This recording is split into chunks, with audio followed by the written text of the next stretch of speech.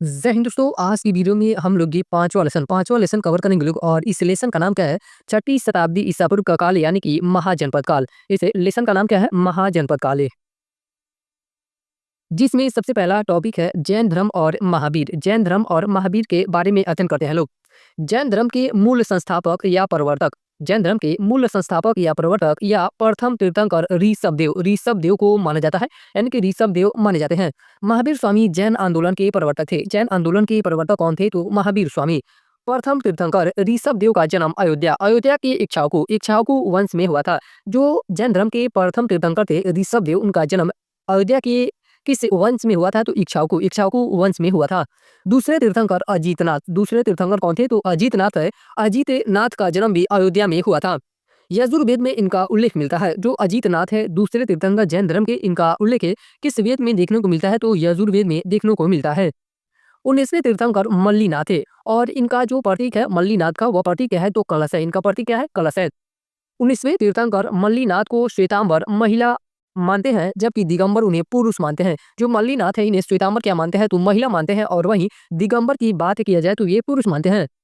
पार्श्वनाथ थे 23वें तीर्थंकर थे। जो पार्श्वनाथ थे वे किस क्रम के तीर्थंकर थे? तो 23वें क्रम के तीर्थंकर थे। जो बनारस के राजा अश्वसेन के पुत्र थे। इनका प्रतीक है सरफन है। इनका यानी कि जो पार्श्वनाथ थे इनका अगर प्रतीक की बात किया जाए तो क्या है? सर्पफन इनका प्रतीक था। पार्श्वनाथ ने 30 वर्ष की आयु में गृह त्याग कर दिया था। कितने वर्ष की आयु में इन्होंने गृह त्याग कर दिया था? तो 30 वर्ष की आयु में। 84 दिन की कठोर तपस्या के पश्चात समेध शिखर, किस शिखर के पास? तो समेध शिखर। और यह शिखर कहाँ पे है? तो झारखंड में। समेध शिखर पर ज्ञान प्राप्त हुआ। किन्हें? तो पार्श्वनाथ को समेध शिखर पे ज्ञान प्राप्त हुआ था। इनकी सर्वप्रथम अनुयायी इनकी माँ यानी कि वामा, उनका नाम क्या था? वामा। और पत्नी प्रभावती थे। जो पार्श्वनाथ थे इनकी अनुयायी सबसे पहले कौन बना था? तो इनकी माँ वामा और उनकी पत्नी प्रभावती थी।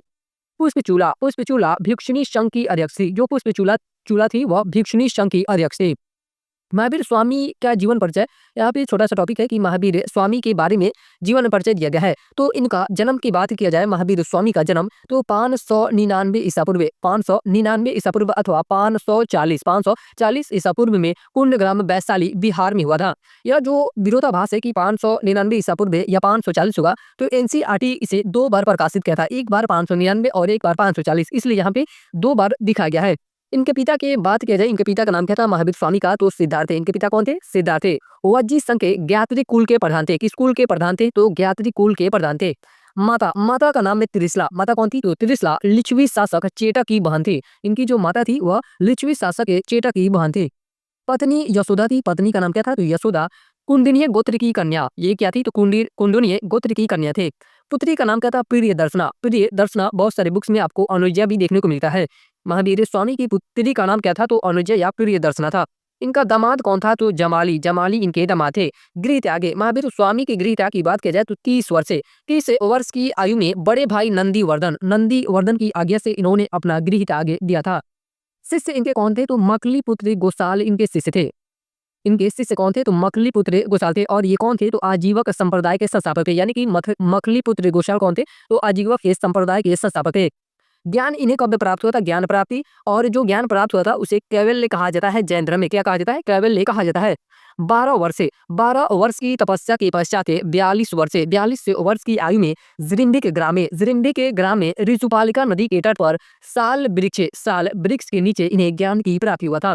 निर्वाण यानी कि मृत्यु, निर्वाण यानी कि मृत्यु इनकी कब हुई थी? तो 527 ईसा पूर्व अथवा 468 ईसा पूर्व में पावापुरी वर्तमान में राजगीर के समीप में मल्ल राजा सुष्टपाल के यहाँ, किसके यहाँ? मल्ल राजा सुष्टपाल के यहाँ इनकी मृत्यु हुई थी। तो उसके बाद है जैन धर्म के तीर्थंकर एवं उनके प्रतीक।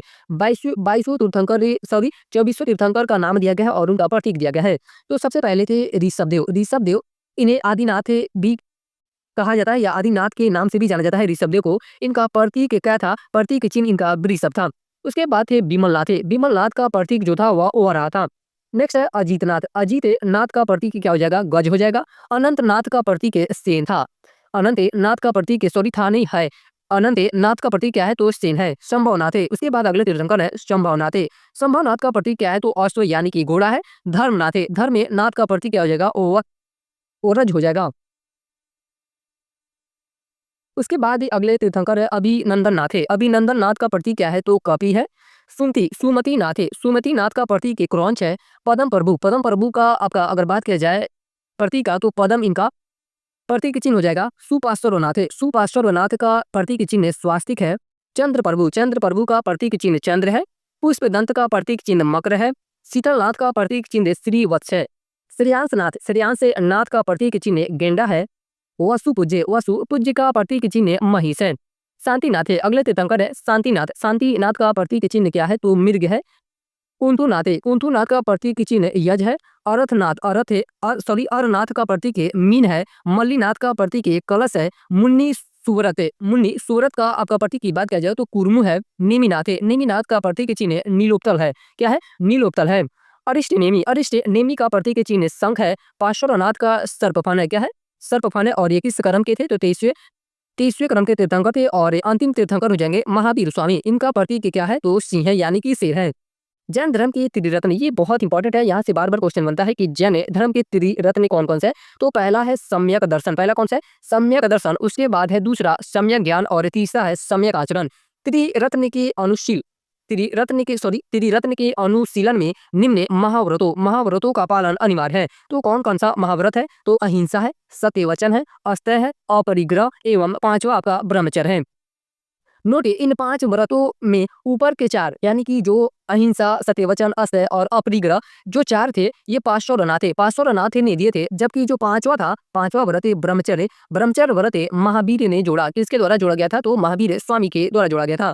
जैन धर्म के सप्तभंगी ज्ञान के अन्य नाम है स्यादवाद या अनिकांतवाद है। क्या है? स्यादवाद या अनिकांतवाद है। भिक्षुओं के लिए पंच महाव्रत तथा गृहस्थों के लिए पंच अनुव्रतों की भी व्यवस्था है इस धर्म में।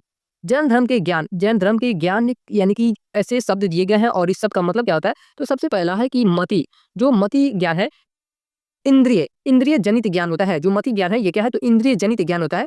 श्रुति जो होता है वह श्रवण ज्ञान होता है। अवधि जो होता है यह दिव्य ज्ञान होता है। मन पर्याय क्या होता है तो दूसरे के मन को जान लेना। मन पर्याय जो ज्ञान होता है वो इसमें क्या होता है कि दूसरे के मन को जान लेना। कैवल्य क्या होता है तो सर्वोच्च ज्ञान होता है। महावीर स्वामी को कैवल्य की प्राप्ति हो जाने के बाद केवलीन जिन यानी कि विजेता और अर यानी कि योगे निर्ग्रंथ यानी कि बंधन रहित जैसी उपाधि मिली। यानी कि अगर बात किया जाए महावीर स्वामी को जब ज्ञान की प्राप्ति हो गया था तो उन्हें कौन कौन सी उपाधियां मिली थी या प्राप्त हुई थी तो केवलीन की, जीन यानी कि विजेता की, अर यानी कि योग्य की, निर्ग्रंथ यानी कि बंधन रहित की। जैन धर्म पुनर्जन्म व कर्मवाद में विश्वास करता है। ये भी लाइन इंपॉर्टेंट है कि जो जैन धर्म है वह पुनर्जन्म व कर्मवाद में विश्वास करता है। यह वेद की अपौरुषता तथा ईश्वर के अस्तित्व को अस्वीकार करता है। संथारा प्रथा के अंतर्गत जब किसी व्यक्ति को लगता है कि वह मृत्यु के निकट है तो वह एकांतवास से ग्रहण कर लेता है। अन्य जल त्याग देता है। क्या क्या त्याग देता है तो अन्य जल त्याग देता है और मौन व्रत धारण कर लेता है। इसके बाद वह किसी भी दिन देह त्याग देता है यानी कि उसकी मृत्यु हो जाती है। उसके बाद ये है जैन साहित्य के बारे में देखते हैं लोग। प्रारंभिक जैन साहित्य अर्ध मागधी या अर्ध मगही भाषा में लिखा गया।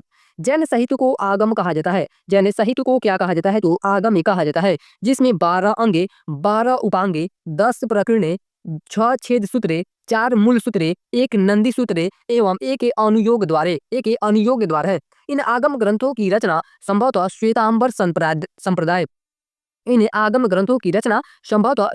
संप्रदाय के आचार्यों द्वारा महावीर स्वामी की मृत्यु के बाद की गई। जैन ग्रंथ के आचारांग सूत्र में जैन भिक्षुओं के आचार नियम व विधि निषेधों का विवरण है। ये जो आचारांग सूत्र है यहाँ से भी ऐसा क्वेश्चन बनता है कि यह किस धर्म से संबंधित ग्रंथ है तो जैन धर्म से। भगवती सूत्र में महावीर के जीवन यानी कि भगवती सूत्र में महावीर के जीवन का वर्णन मिलता है। न्यायधर्म में कहासुत में महावीर की शिक्षाओं का संग्रह। ये भी इंपॉर्टेंट है कि महावीर की शिक्षाओं का संग्रह किस ग्रंथ में मिलता है तो न्यायधर्म में कहासुत में मिलता है। तथा उवास्य गदसाओं में हुन शासक के तोरमान तथा भद्र बाहु चरित्र से चंद्रगुप्त मौर्य के राज्यकाल की घटनाओं पर प्रकाश पड़ता है। भद्रबाहु ने कल्पसूत्र कल्पसूत्र को संस्कृत में लिखा है। ये वाला इंपॉर्टेंट है कि कल्पसूत्र को किसके द्वारा लिखा गया है, तो भद्रबाहु के द्वारा, जिसमें तीर्थंकरों तीर्थंकरों का जीवन चरित्र है। भगवती सूत्र महावीर के जीवन पर प्रकाश डालता है। जो भगवती सूत्र है उसमें महावीर के जीवन पे प्रकाश डाला गया है तथा इसमें 16 महाजनपदों का उल्लेख मिलता है। किसमें, तो भगवती सूत्र में 16 महाजनपदों का उल्लेख मिलता है। जैन धर्म में 18 पापों की कल्पना की गई है। जैन धर्म में कितने पापों की कल्पना की गई है, तो 18 पापों की कल्पना की गई है। उसके बाद अगला टॉपिक है जैन संगीतिया। जैन संगीतिया कहाँ पे हुई थी और कब कब हुई थी, उसके बारे में अध्ययन करते हैं लोग। गंग वंश के राजा राजमल राजमल चतुर्थ के मंत्री एवं सेनापति चामुंड राय ने 974 ईस्वी में एक बाहुबली जीन की मूर्ति यानी कि गोमतेश्वर का निर्माण सरवन बेलगोला कहाँ पे है, तो कर्नाटक में करवाया था। यहाँ पर प्रत्येक 12 वर्ष में महामस्तकाभिषेक किया जाता है। प्रमुख जैन मंदिर कौन कौन सा है, तो ऋषभनाथ मंदिर, जल मंदिर, ये इंपॉर्टेंट है। जल मंदिर या किस धर्म से संबंधित है, तो जैन धर्म से। दिलवाड़ा का जैन मंदिर, पारसनाथ का जैन मंदिर, मेगुती जैन मंदिर, कुमार ग्राम प्राचीन मंदिर, दिगंबर जैन मंदिर, पार्श्वनाथ का मंदिर, रनकपुर जैन मंदिर, शोभनाथ मंदिर, श्री नाकोड़ा पार्श्वनाथ जैन श्वेतांबर, त्रिलोकपुर तीर्थ आदि, ये सब क्या है, तो जैन मंदिर है। जैन संगीतिया कितनी बार हुई थी, तो जैन संगीतिया 2 बार हुई है। पहली अगर संगीति की बात की जाए तो प्रथम 322 ईसा पूर्व में हुई थी। कुछ स्रोतों में इसे 300 ईसा पूर्व में भी देखने को मिलता है। और स्थान की बात की जाए कि प्रथम जैन संगीति कहाँ पे हुई थी, तो पाटलिपुत्र बिहार में हुई थी। इसके अध्यक्ष कौन थे, तो स्थूलभद्र इसके अध्यक्ष थे।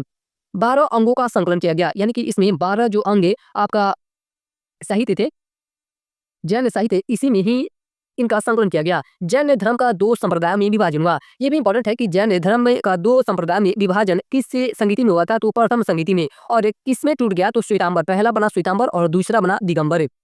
द्वितीय संगीति की बात किया जाए तो द्वितीय संगीति 513 ईस्वी या 526 ईस्वी में हुई थी। कब हुई थी, 513 ईस्वी या 526 ईस्वी में। कहाँ पे, तो बल्लभी गुजरात में। कहाँ पे, बल्लभी गुजरात में हुई थी। और इसके अध्यक्ष कौन थे, तो देवर्दी क्षमा शर्मन इसके अध्यक्ष थे।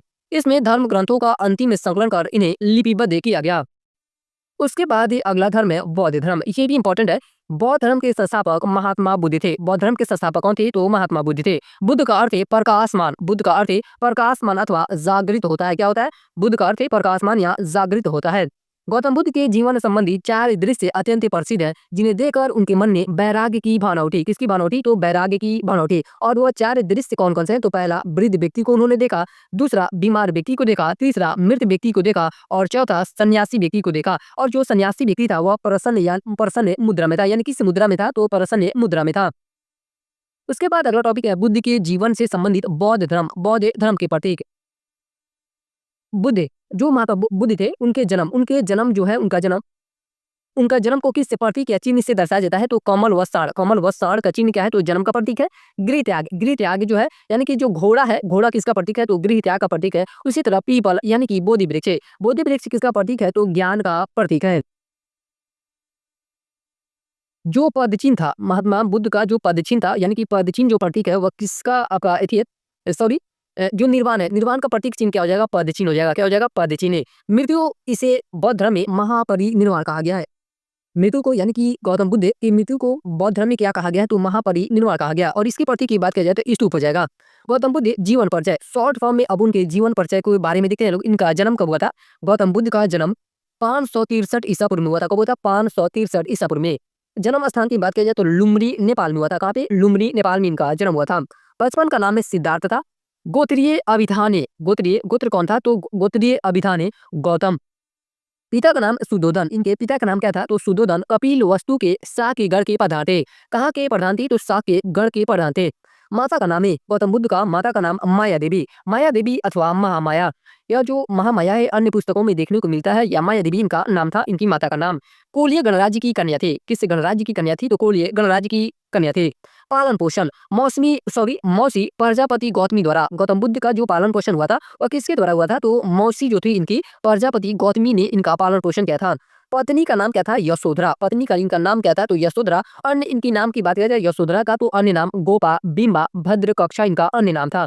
पुत्र का नाम, गौतम बुद्ध के पुत्र का नाम राहुल था। क्या था? राहुल था। इनके घोड़े का नाम कंथक था। गौतम बुद्ध के घोड़े का क्या नाम था? तो कंथक था। सारथी का नाम चाण था। क्या था? चाण था या चन्न था। इनकी मृत्यु की बात की जाए, गौतम बुद्ध की मृत्यु 483 ईसा पूर्व में हुआ था। मल्लों की राजधानी कुशीनगर में। कहाँ पे इनकी मृत्यु हुई थी? तो कुशीनगर में हुई थी। सिद्धार्थ यानी कि गौतम बुद्ध, सिद्धार्थ ने 29 वर्ष की अवस्था में संसारी के समस्याओं से व्यथित व्यथित होकर गृह त्याग दिया। गौतम बुद्ध ने किससे वर्ष की अवस्था में गृह त्याग दिया था? तो 29 वर्ष की अवस्था में। इसको बौद्ध धर्म, इसको यानी कि गृह त्याग को बौद्ध धर्म में महाविनिष्कर्मण कहा गया है। वैशाली के समीप उनकी मुलाकात सांख्य दर्शन के दार्शनिक आचार्य अलार कलाम तथा राजगिरी के समीप धर्माचार्य रुद्रक रामपुत्र से हुई। ये दोनों बुद्ध के प्रारंभिक के गुरु थे, यानी कि अलार कलाम और रुद्रक रामपुत्र ये क्या थे? तो गौतम बुद्ध के प्रारंभिक के गुरु थे। 6 वर्ष तक के अथक परिश्रम एवं घोर तपस्या के बाद 35 वर्ष की आयु में बैसाख पूर्णिमा को बोध गया में पीपल यानी कि बोधि वृक्ष के नीचे निरंजना यानी कि अभी वर्तमान नाम इस नदी का नाम क्या है? तो पुनपुन नदी। वृक्ष के नीचे निरंजना यानी कि पुनपुन नदी के तट पर सिद्धार्थ यानी कि गौतम बुद्ध को ज्ञान प्राप्त हुआ। इसी दिन से वे तथागत हो गए। ज्ञान की प्राप्ति के बाद गौतम बुद्ध, जो गौतम थे वह बुद्ध के नाम से प्रसिद्ध हुए। किस नाम से प्रसिद्ध हुए? तो बुद्ध के नाम से प्रसिद्ध हुए। उरुवेला उरुवेला वर्तमान बोधगया। उरुवेला का प्राचीन नाम क्या था? तो बोधगया। उरुवेला से बुद्ध सारनाथ है, ऋषि पतनम या मृगदाव आहे, यानी कि बोध गया से वे कहाँ है? तो सारनाथ है। यहाँ पर 5 ब्राह्मण सन्यासियों को अपना प्रथम उपदेश दिया, जिसे बौद्ध ग्रंथों में धर्मचक्र प्रवर्तन के नाम से जाना जाता है। यानी कि गौतम बुद्ध ने जो प्रथम उपदेश दिया था, इसे बौद्ध धर्म में किस नाम से जाना जाता है? तो धर्मचक्र प्रवर्तन के नाम से जाना जाता है। बुद्ध ने सर्वप्रथम तपसु एवं भल्लिक नामक दो शूद्रों को बौद्ध धर्म का अनुयायी बनाया। बुद्ध के राजगृह पहुंचने पर बिंबिसार ने उनका स्वागत किया और वेणुवन विहार दान में दिया। ये भी लाइन इंपॉर्टेंट है कि बुद्ध के राजगृह पहुंचने पर किस राजा ने उनका स्वागत किया? तो बिंबिसार के द्वारा उनका स्वागत किया गया था। और किस विहार को उन्होंने दान दे दिया? तो वेणुवन विहार दान में दे दिया। राजगृह में ही सारिपुत्र, महामोदग्लायन, उपाली, अभय आदि इनके शिष्य बने। ज्ञान प्राप्ति के 8वें वर्ष, ज्ञान प्राप्ति के कितने वर्ष? तो 8वें वर्ष वैशाली के लिच्छवी ने बौद्ध या बुद्ध को वैशाली आमंत्रित किया तथा कुटाग्रशाला नामक के विहार दान में दिया। ज्ञान प्राप्ति के 8वें वर्ष वैशाली के लिच्छवियों ने बुद्ध को वैशाली आमंत्रित किया तथा कुटाग्रशाला नामक विहार दान में दिया। अपने शिष्य आनंद के कहने पर बुद्ध ने वैशाली में महिलाओं को संघ में प्रवेश की अनुमति दी। प्रजापति गौतमी पहली भिक्षुणी थी। ये भी लाइन इंपॉर्टेंट है कि पहली भिक्षुणी कौन थी बौद्ध धर्म की? तो प्रजापति गौतमी थे। कौशाम्बी का शासक उदयन बौद्ध भिक्षु पिंडोला भरद्वाज के प्रभाव से बौद्ध बन गया तथा घोषिताराम विहार भिक्षु संघ को प्रदान किया। ज्ञान प्राप्ति के 20वें वर्ष बुद्ध श्रावस्ती पहुंचे। कहाँ पहुंचे? तो 20वें वर्ष श्रावस्ती पहुंचे तथा वहां अंगुलीमाल नामक डाकू को अपना शिष्य बनाया। महात्मा बुद्ध ने अपने जीवन के अंतिम पड़ाव में हिरण्यवती नदी के तट पर अपने शिष्य चुन के यहाँ शुकर माधव भजे सामग्री खाई और अति सारे रोगे से पीड़ित हो गए। यहीं पर 483 ईसा पूर्व में 80 वर्ष की आयु में उनकी मृत्यु हो गई। इसे बौद्ध परंपरा में महापरिनिर्वाण के नाम से जाना जाता है। मृत्यु के पूर्व कुशीनारा के परिवारजक के सुबद को उन्होंने अपना अंतिम उपदेश दिया था। ये भी इंपॉर्टेंट है कि मृत्यु के पूर्व यानी कि मृत्यु से पहले कुशीनारा के परिवारजक कौन था? तो सुबद को उन्होंने अपना अंतिम उपदेश दिया था। महापरिनिर्वाण के बाद बुद्ध के अस्थि अवशेष को 8 जगह कौन से? तो मगध, वैशाली, कपिलवस्तु, अलकप्पे, रामग्राम, पावा, कुशीनारा और वेदद्वीप भेजा गया। इन्हीं 8 क्षेत्रों में स्तूप बनाए गए।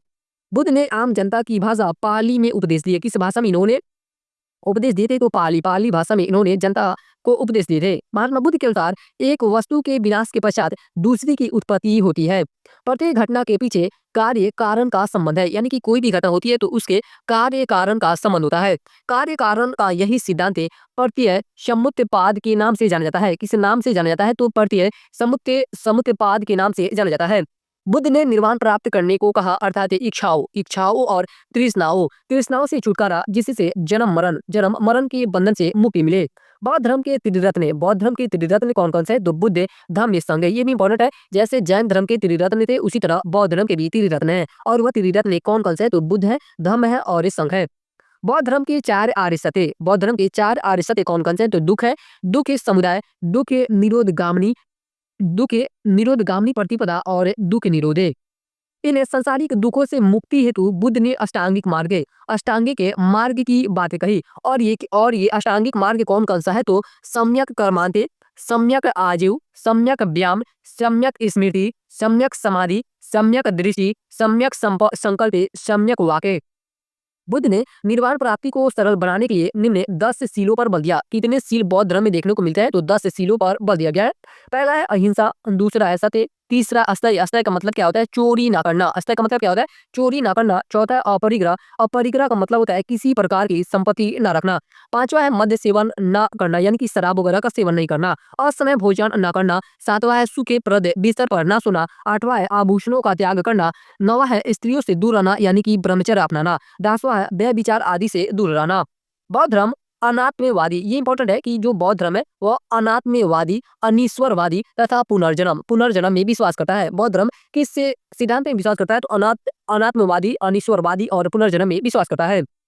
बुद्ध के जन्म पूर्व अन्य धार्मिक आंदोलन, यानी कि गौतम बुद्ध के जन्म से पहले धार्मिक आंदोलन कौन कौन से हुए थे और इसके संस्थापक कौन थे? तो आजीवक संप्रदाय के संस्थापक की बात करें तो मकलीपुत्र गोसाल थे। कौन थे? मकलीपुत्र गोसाल थे।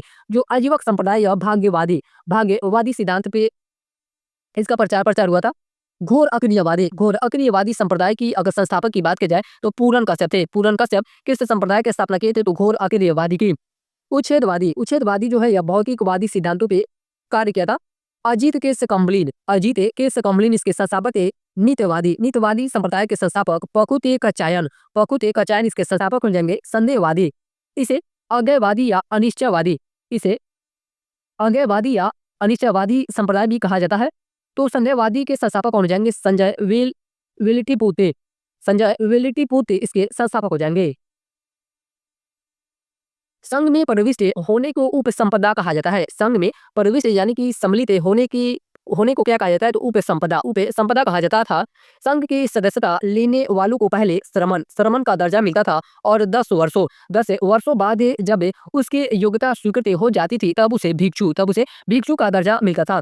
संघ की सभा में प्रस्ताव यानी कि नति का पाठ होता था। प्रस्ताव पाठ को अनुसावन कहा जाता था। सभा की वैध कार्रवाई के लिए न्यूनतम संख्या यानी कि कोरम 20 थे। सभा की वैध कार्रवाई के लिए न्यूनतम संख्या कितनी थी? तो 20 थे। नोट पॉइंट है कि कन्हेरी शैलेकृत गुफा में 11 सिरों के बोधिसत्व का अंकल मिलता है। उसके बाद अगला टॉपिक है हीनयान और महायान में अंतर। हीनयान की प्रमुख संप्रदाय वैभाषिक तथा सौतांत्रिक, अस्थिरवादी, सर्वस्तिवादी तथा समितीय हीनयान के अन्य उप संप्रदाय हैं। ये जो हीनयान के जो प्रमुख संप्रदाय है कौन कौन से? तो दो जो प्रमुख है वह वैभाषिक और सौतांत्रिक है। और अस्थिरवादी और सर्वस्तिवादी और समितीय ये सब क्या है? तो उप संप्रदाय है।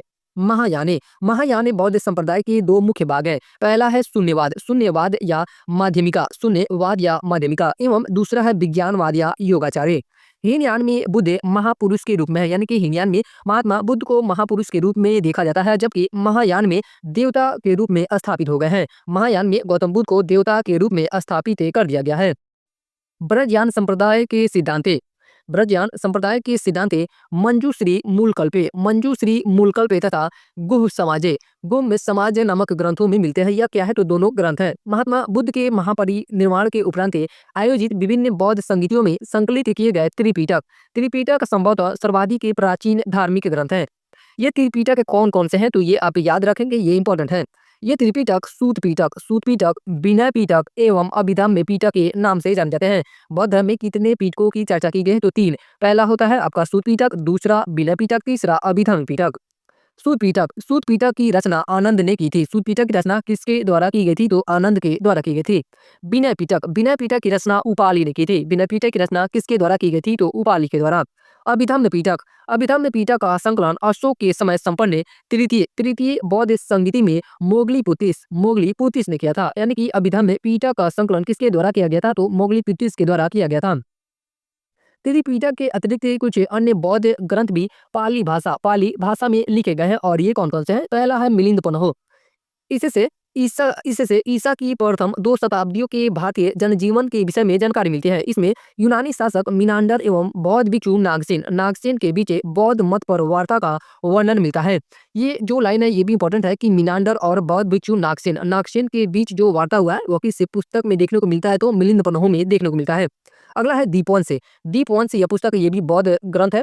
सिंहल द्वीप यानी कि श्रीलंका का प्राचीन नाम की बात करी जाए, इसे प्राचीन काल में किस नाम से जाना जाता था तो सिंहल द्वीप के नाम से जाना जाता था। श्रीलंका के इतिहास पर प्रकाश डालने वाला चतुर्थ शताब्दी ईस्वी में रचित यह पहला ग्रंथ है।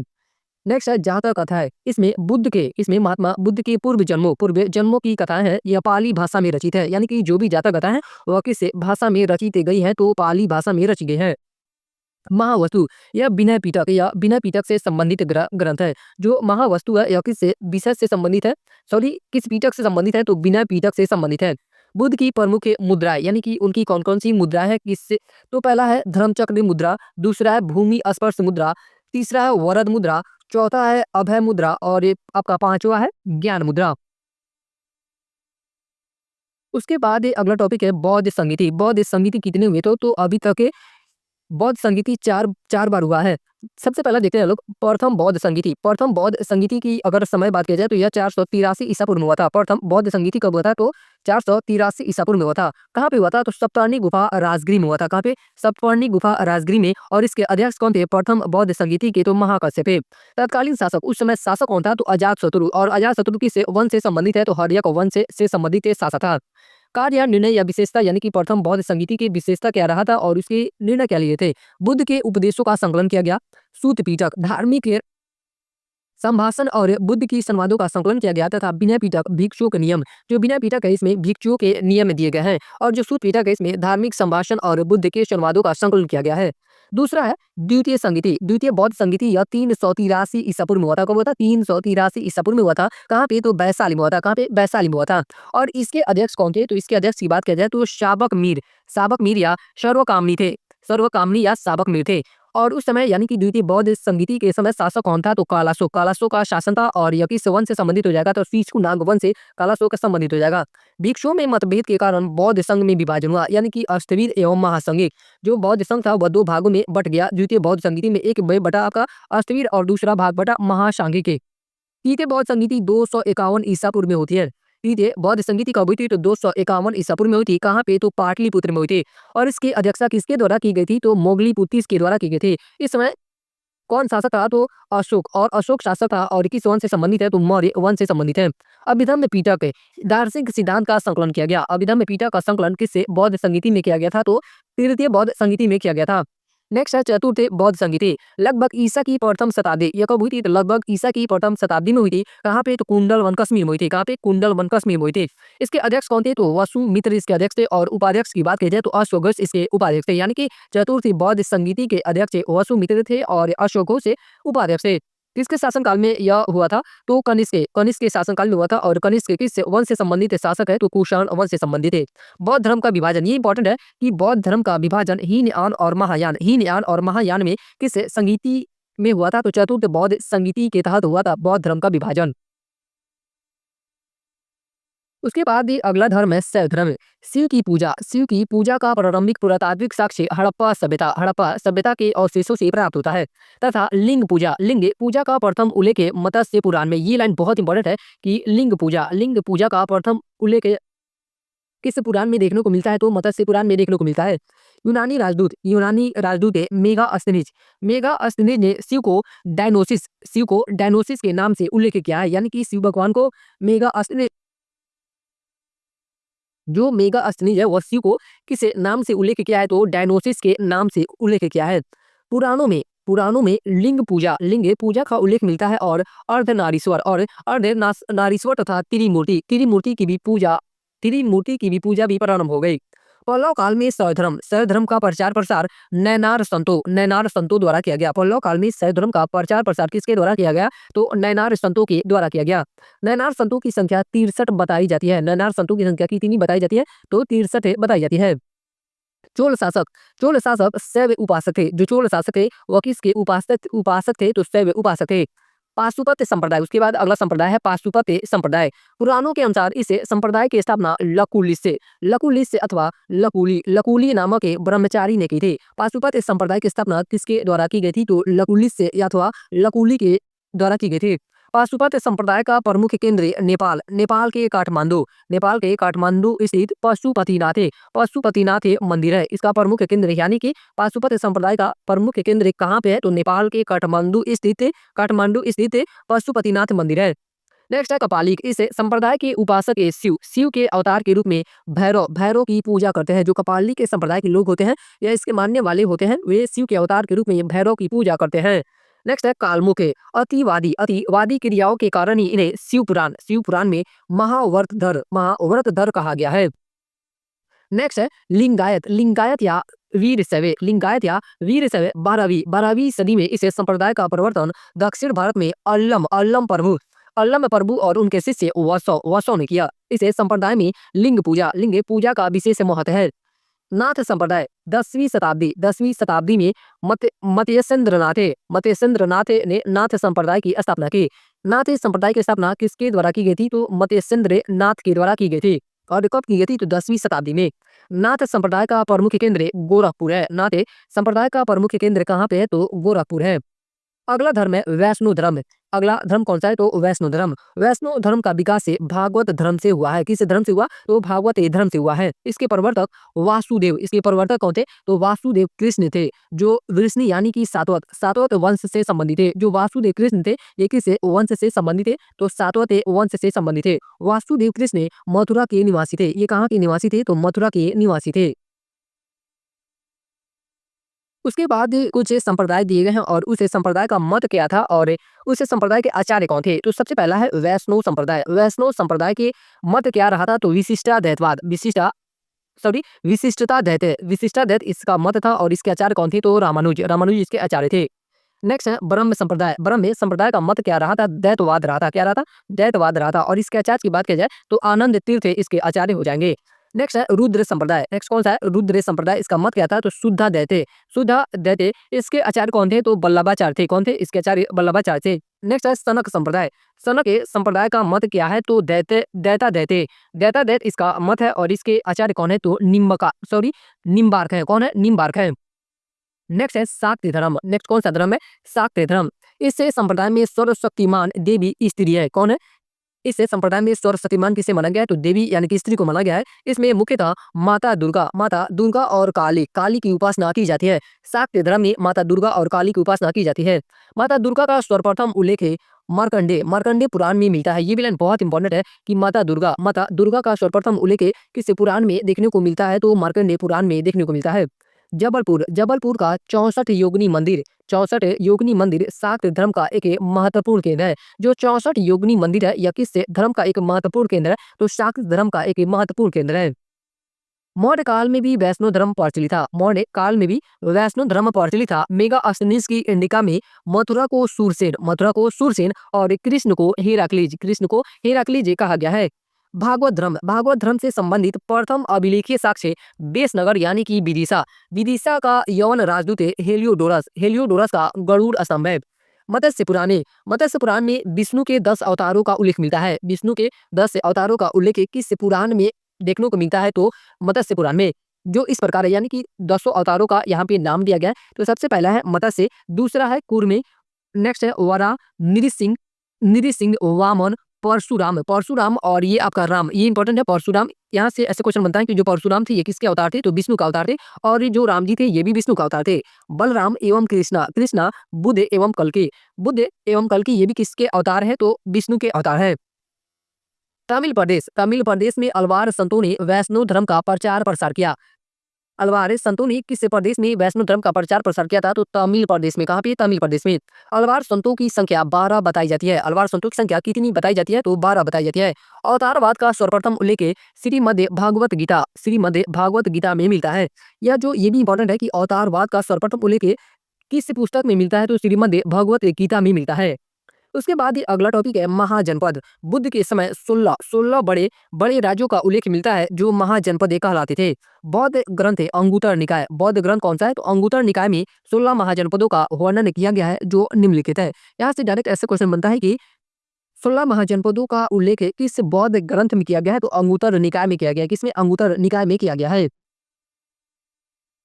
अभी उन 16 महाजनपदों को देखते हैं लोग। उसका क्षेत्र विस्तार कहाँ पे था, उसकी राजधानी कहाँ थी और उसके बारे में प्रमुख तथ्य क्या है। तो सबसे पहला है काशी महाजनपद। काशी महाजनपद की राजधानी वाराणसी थी। आप यहाँ से आप क्षेत्र याद रखेंगे और ये राजधानी याद रखेंगे क्योंकि राजधानी बार बार एग्जाम में क्वेश्चन बनता है। काशी की राजधानी क्या हो जाएगी? वाराणसी।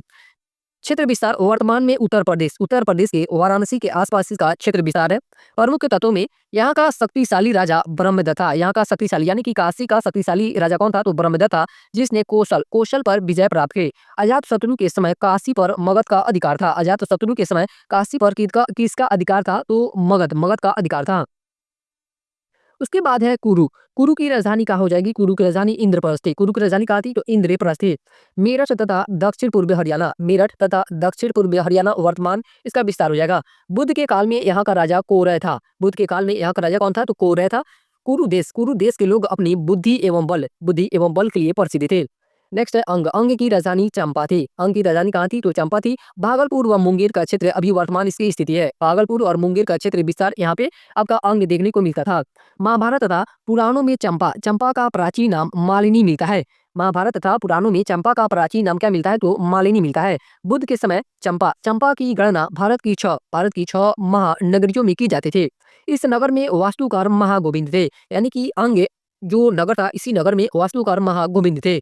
अंग के शासक है ब्रह्मदत्त। ब्रह्मदत्त ने मगध के कुछ भाग पर अधिकार कर लिया परंतु बाद में बिम्बिसार ने अंग को मगध में मिला लिया।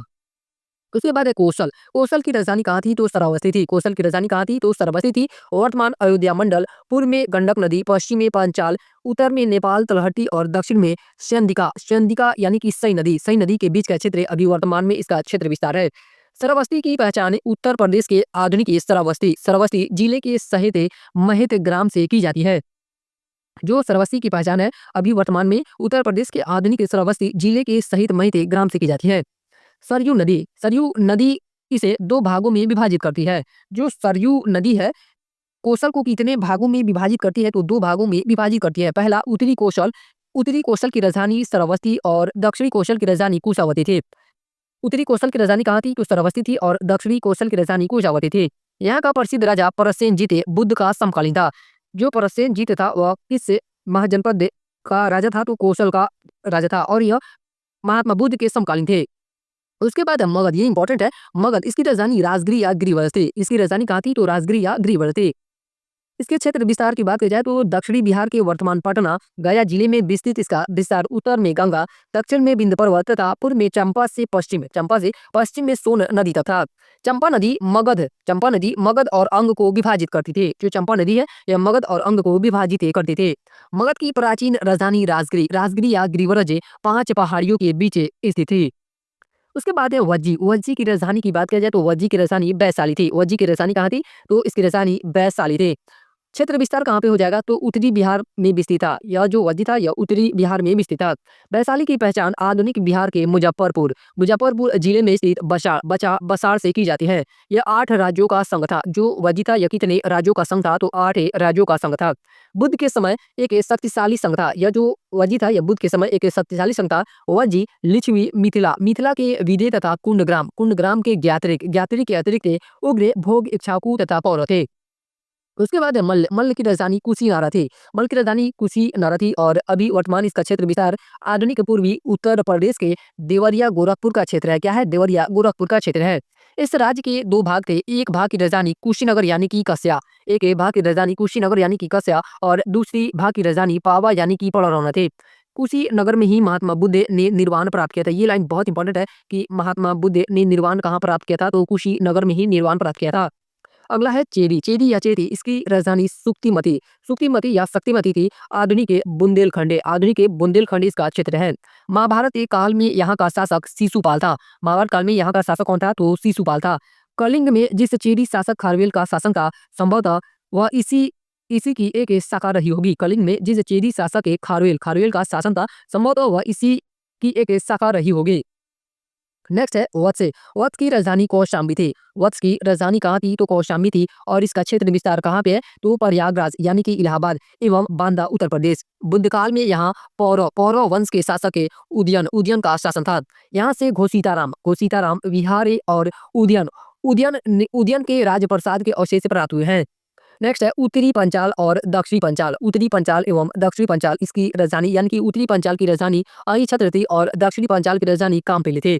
क्षेत्र विस्तार कहाँ पे है? तो आधुनिक उत्तर प्रदेश के रुहेलखंड के बरेली तथा फरुखाबाद फरुखाबाद जिलों तक विस्तृत था। इसके दो भाग थे। पहला उत्तरी पंचाल की राजधानी अहिछत्र वर्तमान रामनगर वर्तमान में इसे किस नाम से जाना जाता है? तो रामनगर के नाम से जाना जाता है। तथा दक्षिणी पंचाल की राजधानी कामपिल्ले फरुखाबाद स्थित कामपिल्ले थी। कान्यकुब्ज यानी कि कनौज कनौज पंचाल राज्य के अंतर्गत ही आता था। 6ठी शताब्दी ईसा पूर्व में कुरु और पंचाल का एक संघ राज्य था। उसके बाद है मत्स्य। मत्स्य की राजधानी विराटनगर थी। मत्स्य की राजधानी कहाँ थी? तो विराटनगर थी। राजस्थान के अलवर भरतपुर तक विस्तृत है। राजस्थान के अलवर भरतपुर तक यह विस्तृत था। विराटनगर की स्थापना राजा विराट ने की थी। विराटनगर की स्थापना किसके द्वारा की गई थी? तो राजा विराट के द्वारा की गई थी। नेक्स्ट है सूरसेन। सूरसेन की राजधानी मथुरा थी।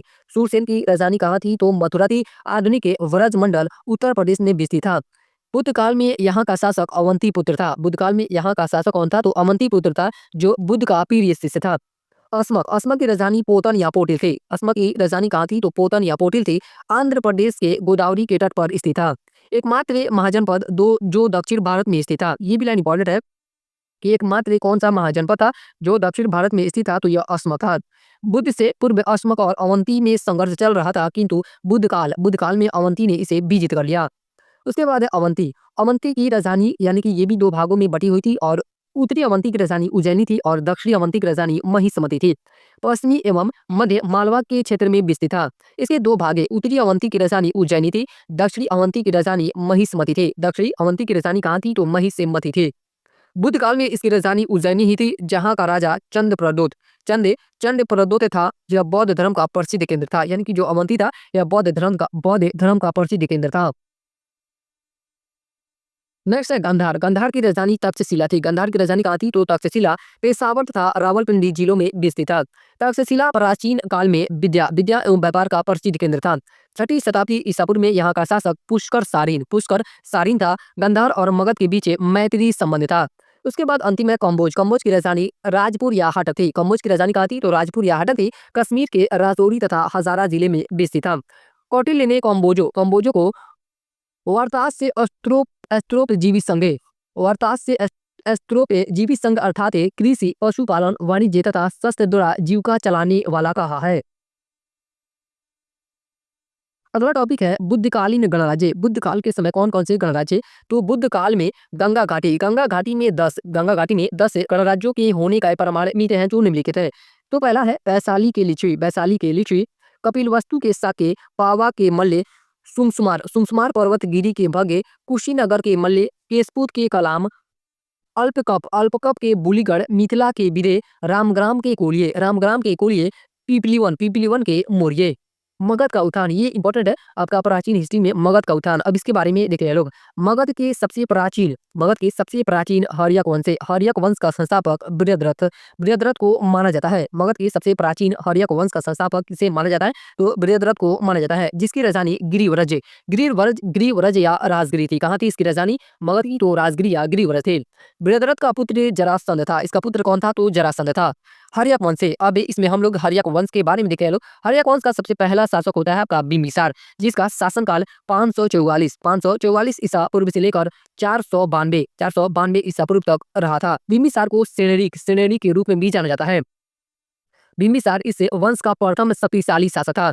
इसे मगध साम्राज्य की सत्ता का वास्तविक संस्थापक भी माना जाता है। मगध साम्राज्य की सत्ता का वास्तविक संस्थापक किसे माना जाता है? तो बिम्बिसार को माना जाता है। बिम्बिसार ने अपने राज्य की नींव विभिन्न वैवाहिक संबंधों के फलस्वरूप रखी। प्रथम पत्नी महाकोशला देवी थी। बिम्बिसार की प्रथम पत्नी का नाम क्या था? तो महाकोशला देवी। क्या था? महाकोशला देवी, जो कौशल राज की पुत्री और प्रसेनजीत की बहन थी। इसके साथ ही दहेज में काशी प्रांत मिला था। यानी कि महाकोशला देवी के साथ दहेज में क्या मिला था? तो काशी प्रांत मिला था। दूसरी पत्नी वैशाली के लिए राजकुमारी चेला या छल्ला थी, जिससे अजात शत्रु का जन्म हुआ। ये भी आपका यहाँ से भी ऐसे क्वेश्चन बनता है कि अजात शत्रु का जन्म बिंबिसार की कौन सी पत्नी के द्वारा हुआ था? तो जो राजकुमारी चेला थी, राजकुमारी चेला के द्वारा अजातशत्रु का जन्म हुआ था। तीसरी पत्नी क्षेमा, क्षेमा पंजाब के मद्र कुल की राजकुमारी थे। बिंबिसार ने अंग राज को जीतकर उसे मगध में मिला लिया। बिंबिसार ने किस राज को जीतकर मगध में मिला लिया? तो अंग राज को जीतकर मगध में मिला लिया तथा अपने पुत्र अजात शत्रु का वहां का शासक नियुक्त किया। कहाँ का? तो अंग का शासक इसे नियुक्त किया। बिंबिसार ने अवंती के शासक चंड प्रदोत से मित्रता कर ली तथा अपने राजवैद्य जीवक को उसके इलाज के लिए भेजा। ये भी लाइन इंपॉर्टेंट है कि बिंबिसार ने अवंती के शासक चंद्र प्रदोत से मित्रता कर ली थी तथा अपने राजवैद्य, यहाँ से राजवैद्य का नाम पूछा है कि बिंबिसार ने किसके किसके इलाज के लिए जीवा को भेजा था? तो चंद्र प्रदूत को या जीवा को भेजा था। बिंबिसार की हत्या उसके पुत्र बिंबिसार की हत्या उसके पुत्र अजात शत्रु ने कर दी और 492 ईसा पूर्व में मगध की राजगद्दी पर बैठा। उसके बाद है अजात शत्रु का अगर शासनकाल की बात किया जाए तो 492 ईसा पूर्व से लेकर 460 ईसा पूर्व तक यह शासन किया था। अजात शत्रु का कौशल नरेश से प्रसेनजीत से युद्ध हुआ। प्रसेनजीत की पराजय हुई परंतु बाद में दोनों में समझौता हो गया। प्रसेनजीत ने अपनी पुत्री वजीरा का विवाह अजात शत्रु से किया। प्रसेनजीत ने अपनी पुत्री वजीरा का विवाह किससे किया? तो अजात शत्रु से किया। अजात शत्रु का उपनाम कुणिक था। इसका उपनाम क्या था? तो कुणिक था। अजात शत्रु जैन मतानुयायी था। अजात शत्रु का लिच्छुओं से युद्ध हुआ। अपने कूटनीतिक मित्र वस्कार की सहायता से उसने लिच्छुओं पर विजय प्राप्त की। इस युद्ध में अजात शत्रु ने रथ मूसल तथा महाशिलाकंटक के नामक हथियारों का प्रयोग किया। बाद में काशी व वैशाली दोनों मगध के अंग बन गए। 32 वर्षों तक के शासन करने के बाद अजात शत्रु अपने पुत्र उदाइन द्वारा मार डाला गया। जो यह अजात शत्रु था यह कितने वर्षों तक शासन किया था? तो 32 वर्षों तक शासन किया था। और जिस प्रकार से इसने अजात शत्रु ने अपने पिता की हत्या की थी उसी प्रकार से इसका पुत्र यानी कि अजात शत्रु का पुत्र उदयन ने इसकी हत्या कर दी। उसके बाद देखते हैं लोग उदयन या उदयभद्र, इसका अन्य नाम उदयभद्र देखने को भी मिलता है और इसका शासनकाल 460 ईसा पूर्व से लेकर 444 ईसा पूर्व तक के रहा था। पुराणों एवं जैन ग्रंथों के अनुसार उदयन ने गंगा तथा सोन नदियों के संगम तट पर पाटलिपुत्र का प्राचीन नाम क्या था? तो कुसुमपुर। इसका प्राचीन नाम क्या था? कुसुमपुर। पाटलिपुत्र नामक नगर की स्थापना की तथा उससे अपनी राजधानी बनाया। यानी कि जो उदयन था यह पाटलिपुत्र का संस्थापक था और पाटलिपुत्र को अपनी राजधानी भी बनाया था। वह जैन मतानुयायी था यानी कि जो उदयन था यह जैन धर्म को मानता था। उसके बाद अगला वंश है शिशुनाग वंश का शासनकाल 412 ईसा पूर्व से लेकर 344 ईसा पूर्व तक रहा था जिसमें सबसे पहला शासक हुआ था शिशुनाग का शासनकाल 412 ईसा पूर्व से लेकर 394 ईसा पूर्व तक रहा था। इसने अवंती तथा अवध से राज्य पर अधिकार कर उसे मगध साम्राज्य में मिला लिया। यहाँ से ऐसे क्वेश्चन बनता है कि अवंती तथा अवध से राज्य को अपने यानी कि मगध साम्राज्य में किसके द्वारा मिलाया गया था? तो शिशुनाग के द्वारा मिलाया गया था। इसने वैशाली को राजधानी बनाया यानी कि शिशुनाग जो था यह अपनी राजधानी वैशाली को बनाया। महावंश के अनुसार शिशुनाग की मृत्यु के पश्चात उसका पुत्र कालाशोक गद्दी पर बैठा। उसके बाद है कालाशोक का अगर इस शासनकाल की बात की जाए तो इसका शासनकाल 394 ईसा पूर्व से लेकर 366 ईसा पूर्व तक रहा था। इसका नाम पुराण तथा दिव्यावधान में काकवर्ण मिलता है। कौन सा इसका नाम मिलता है? तो काकवर्ण मिलता है। और कौन सा यानी कि पुस्तक में? तो पुराण तथा दिव्यावधान में। इसने वैशाली के स्थान पर पुनः पाटलिपुत्र को अपनी राजधानी बनाया। महाबोधि वंश के अनुसार कालाशोक के 10 पुत्र थे। इसके कितने पुत्र थे?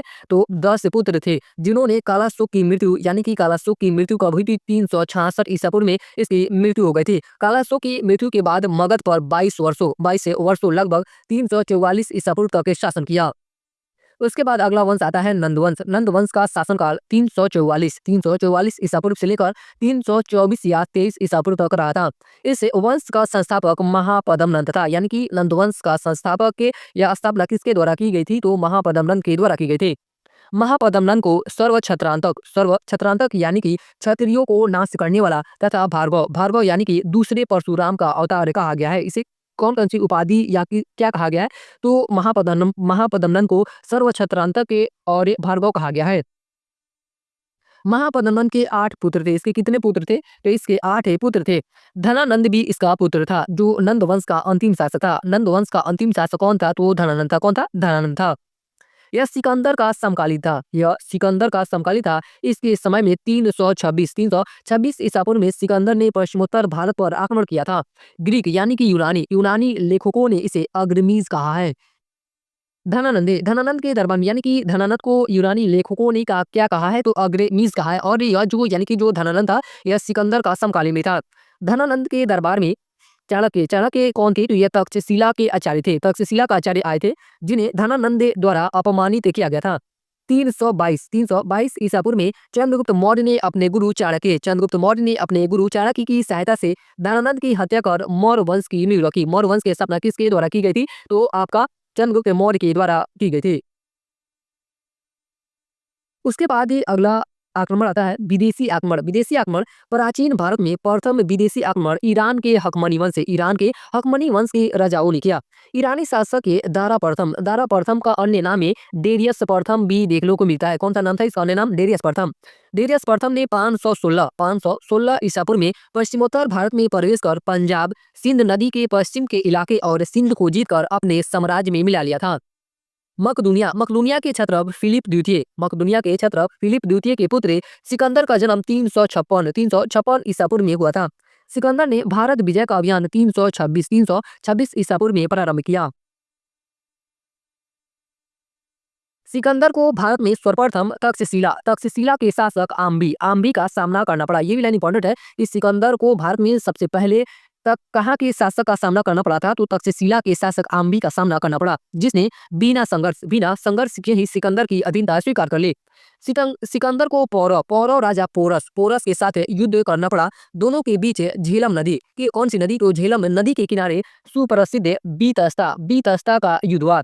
यद्यपि इसमें पोरस पराजित हुआ, यानी कि सिकंदर की जीत हुई, परंतु सिकंदर ने उसकी बहादुरी से प्रभावित होकर उसका राज्य वापस कर उससे मित्रता कर ली। यानी कि पोरस की बहादुरी से प्रभावित होकर सिकंदर ने उसका राज्य वापस कर दिया और उसे मित्रता कर ली। सिकंदर की मृत्यु 323 ईसा पूर्व में हुई थी। सिकंदर की मृत्यु कब हुई थी? 323 ईसा पूर्व में हुई। अब इस लेसन से संबंधित अस्मरणीय तथ्यों को देखते हैं लोग। बुद्ध ने अपने सर्वाधिक उपदेश कौशल देश की राजधानी श्रावस्ती में दिए। कहाँ पे दिए थे महात्मा बुद्ध ने सर्वाधिक उपदेश? तो श्रावस्ती में दिए थे, और यह इसकी राजधानी थी श्रावस्ती, तो कौशल देश की राजधानी थी। आश्रम व्यवस्था के अंतर्गत ब्रह्मचर्य होता है वह जन्म से 25 वर्ष तक, गृहस्थ जीवन 25 से 50 वर्ष तक, वानप्रस्थ जीवन 50 से 75 वर्ष से और संन्यास से 75 से 100 वर्ष का उल्लेख मिलता है। सिकंदर अरस्तु का शिष्य था। यह किसका शिष्य था? तो अरस्तु का शिष्य था। सिकंदर के सेनापति का नाम सेलुकस निकेटर था, तथा उसके जल सेनापति का नाम नियारकस था। जो यह नियारकस था कौन था? तो सिकंदर का जल सेनापति था। प्राचीन नगर तक्षशिला सिंध तथा झेलम नदियों के बीच स्थित था। यह किस नदियों के बीच में स्थित था? तो सिंध तथा झेलम नदियों के बीच में स्थित था। गौतम बुद्ध को एशिया का ज्योतिपुंज यानी कि लाइट ऑफ एशिया कहा जाता है। आत्मदमन का सिद्धांत कौन सा सिद्धांत है? तो आत्मदमन का सिद्धांत है बौद्ध धर्म एवं जैन धर्म में समान नहीं है। भरूच एवं अमरावती बौद्ध धर्म के प्रसिद्ध केंद्र हैं। बौद्ध धर्म के प्रसिद्ध केंद्र कौन कौन से हैं? तो भरूच है और अमरावती, ये सब क्या है? तो बौद्ध धर्म के प्रसिद्ध केंद्र है। नालंदा विश्वविद्यालय बौद्ध धर्म दर्शन के लिए विश्व प्रसिद्ध था। सिकंदर ने अपने प्रिय घोड़े का नाम झेलम यानी कि बितस्ता नदी के तट पर बुकेफाल नामक एक नगर बसाया था। यानी कि इसके घोड़े का नाम क्या था? तो बुकेफाल इसके घोड़े का नाम था, और बुकेफाल नामक नगर बसाया था किसने? तो सिकंदर के द्वारा इसे नगर को बसाया गया था। उसके बाद इसे लेसन पे आधारित हम लोग बिहार पीसीएस में पूछे गए सवालों का अध्ययन करते हैं लोग। तो जिसमें सबसे पहला क्वेश्चन कर रहा है कि प्रथम बौद्ध महासभा यानी कि प्रथम बौद्ध संगीति कहाँ आयोजित हुई थी? तो प्रथम जो बौद्ध संगीति हुई थी वह राजगिरी में हुई थी। कहाँ पे? राजगिरी में हुई थी। नेक्स्ट क्वेश्चन है मगध शासक बिंबिसार का चिकित्सक कौन था? तो जो बिंबिसार का चिकित्सक था यह कौन था? जीवक था। यह जीवक कौन था? तो यह बिंबिसार का चिकित्सक था, और किसके उपचार में यानी कि किसके उपचार के लिए गया था? तो चंद्रप्रद्योत जो राजा थे उनके उपचार में यह गया था। अगला क्वेश्चन है कि बोध गया में किसे ज्ञान प्राप्ति हुई थी? तो गौतम बुद्ध को बोध गया में ज्ञान की प्राप्ति हुई थी। अगला क्वेश्चन है कि प्रथम बौद्ध संगीति के अध्यक्ष कौन थे? तो प्रथम बौद्ध संगीति के अध्यक्ष महाकश्यप थे। कौन थे? महाकश्यप की अध्यक्षता में प्रथम बौद्ध संगीति का आयोजन किया गया था। नेक्स्ट क्वेश्चन है कि प्राचीन महाजनपद मगध की प्रथम राजधानी कौन सी थी? तो जो मगध की प्रथम राजधानी थी वह राजगिरी थी, लेकिन इससे आपका ऑप्शन नहीं दिया गया, तो इसका आंसर क्या हो जाएगा? उपयुक्त में से कोई नहीं इसका आंसर हो जाएगा। अगला क्वेश्चन है कि त्रिरत्न या तीन रत्न जैसे सटीक ज्ञान, सच्ची आस्था और सटीक क्रिया निम्न में से किससे संबंधित है? यानी कि यह जो त्रिरत्न है यह किससे धर्म से संबंधित है? तो यह जैन धर्म से संबंधित है। किससे संबंधित है? जैन धर्म से संबंधित है। अगला क्वेश्चन है कि भगवान बुद्ध के महापरिनिर्वाण के बाद पहली बौद्ध संगीति हुई थी तो कहाँ पे? राजगिरी में हुई थी। कहाँ पे? राजगिरी में हुई थी। अगला क्वेश्चन है कि त्रिपिटक किसकी धार्मिक पुस्तक है? तो जो त्रिपिटक है यह बौद्ध धर्म से संबंधित पुस्तक है। किससे संबंधित है? बौद्ध धर्म से संबंधित है। नेक्स्ट क्वेश्चन है जैन धर्म के प्रवर्तक महावीर जी, यहाँ पे अलग होना चाहिए। महावीर जी का मोक्ष स्थान कहाँ स्थित है? तो जो इन्हें मोक्ष की प्राप्ति हुई थी कहाँ पे? पावापुरी में हुई थी। महावीर जी को मोक्ष की प्राप्ति कहाँ पे हुई थी? तो पावापुरी में। यहाँ पे आप या इसका जो आंसर है आप क्रॉस चेक कर सकते हैं उत्तरमल्ला से। इस प्रकार हम लोग का 5वां लेसन समाप्त होता है और अब हम लोग ये छठा लेसन का रिवीजन करते हैं लोग। और इस लेसन का नाम क्या है? मौर्य साम्राज्य। ये भी बहुत इंपॉर्टेंट है, प्राचीन हिस्ट्री के हिसाब से बहुत इंपॉर्टेंट चैप्टर है मौर्य साम्राज्य। मौर्य साम्राज्य की अगर शासनकाल की बात की जाए तो मौर्य साम्राज्य का शासनकाल 322 ईसा पूर्व से लेकर 185 ईसा पूर्व तक रहा था। और जो मौर्य साम्राज्य था इसके स्रोत की बात किया जाए तो इसके स्रोत तीन तरह से देखने को मिलते हैं। पहला है साहित्यिक स्रोत, दूसरा है विदेशी विवरण, तीसरा है पुरातात्विक स्रोत। साहित्यिक स्रोतों में कौन कौन सा है? तो अर्थशास्त्र में भी इसके स्रोत देखने को मिलते हैं। पुराण, मुद्रा राक्षस, जो यह नाटक है। मुद्रा राक्षस क्या है? तो नाटक है। बौद्ध एवं जैन ग्रंथ आदि जो साहित्यिक स्रोत है इसमें मौर्य साम्राज्य का आपका वर्णन देखने को मिलता है। नेक्स्ट है विदेशी विवरण में मेगास्थनीज, एस्ट्रोबो, कर्टियस आदि ने विवरण दिया है मौर्य साम्राज्य के बारे में। अगला है पुरातात्विक स्रोतों में अशोक के अभिलेख, जूनागढ़ यानी कि इसे गिरनार अभिलेख भी कहा जाता है। गिरनार अभिलेख के काली पौलिस वाले मृदभांडे, भवन, स्तूप एवं गुफा, मुद्रा यानी कि आहत मुद्रा, इसे पंचमार्क भी कहा जाता है। मौर्य वंश से उसके बाद ये अगला टॉपिक है, यानी कि अगला टॉपिक है मौर्य वंश से, जिसमें सबसे पहला राजा होता है चंद्रगुप्त मौर्य का शासनकाल 322 से ईसा पूर्व से लेकर 298 ईसा पूर्व तक रहा था। जस्टिन ने चंद्रगुप्त मौर्य को सेंड्रोकोट से कहा है। ये भी लाइन इंपॉर्टेंट है। किसके द्वारा चंद्रगुप्त मौर्य को सेंड्रोकोट से कहा गया है? तो जस्टिन के द्वारा कहा गया है, जिसकी पहचान विलियम जोन्स से ने चंद्रगुप्त मौर्य से की है। यानी कि जो जस्टिन ने कह दिया कि चंद्रगुप्त मौर्य को सेंड्रोकोट से, और सेंड्रोकोट की पहचान किसने की चंद्रगुप्त मौर्य से? तो विलियम जोन्स के द्वारा इसकी पहचान की गई थी।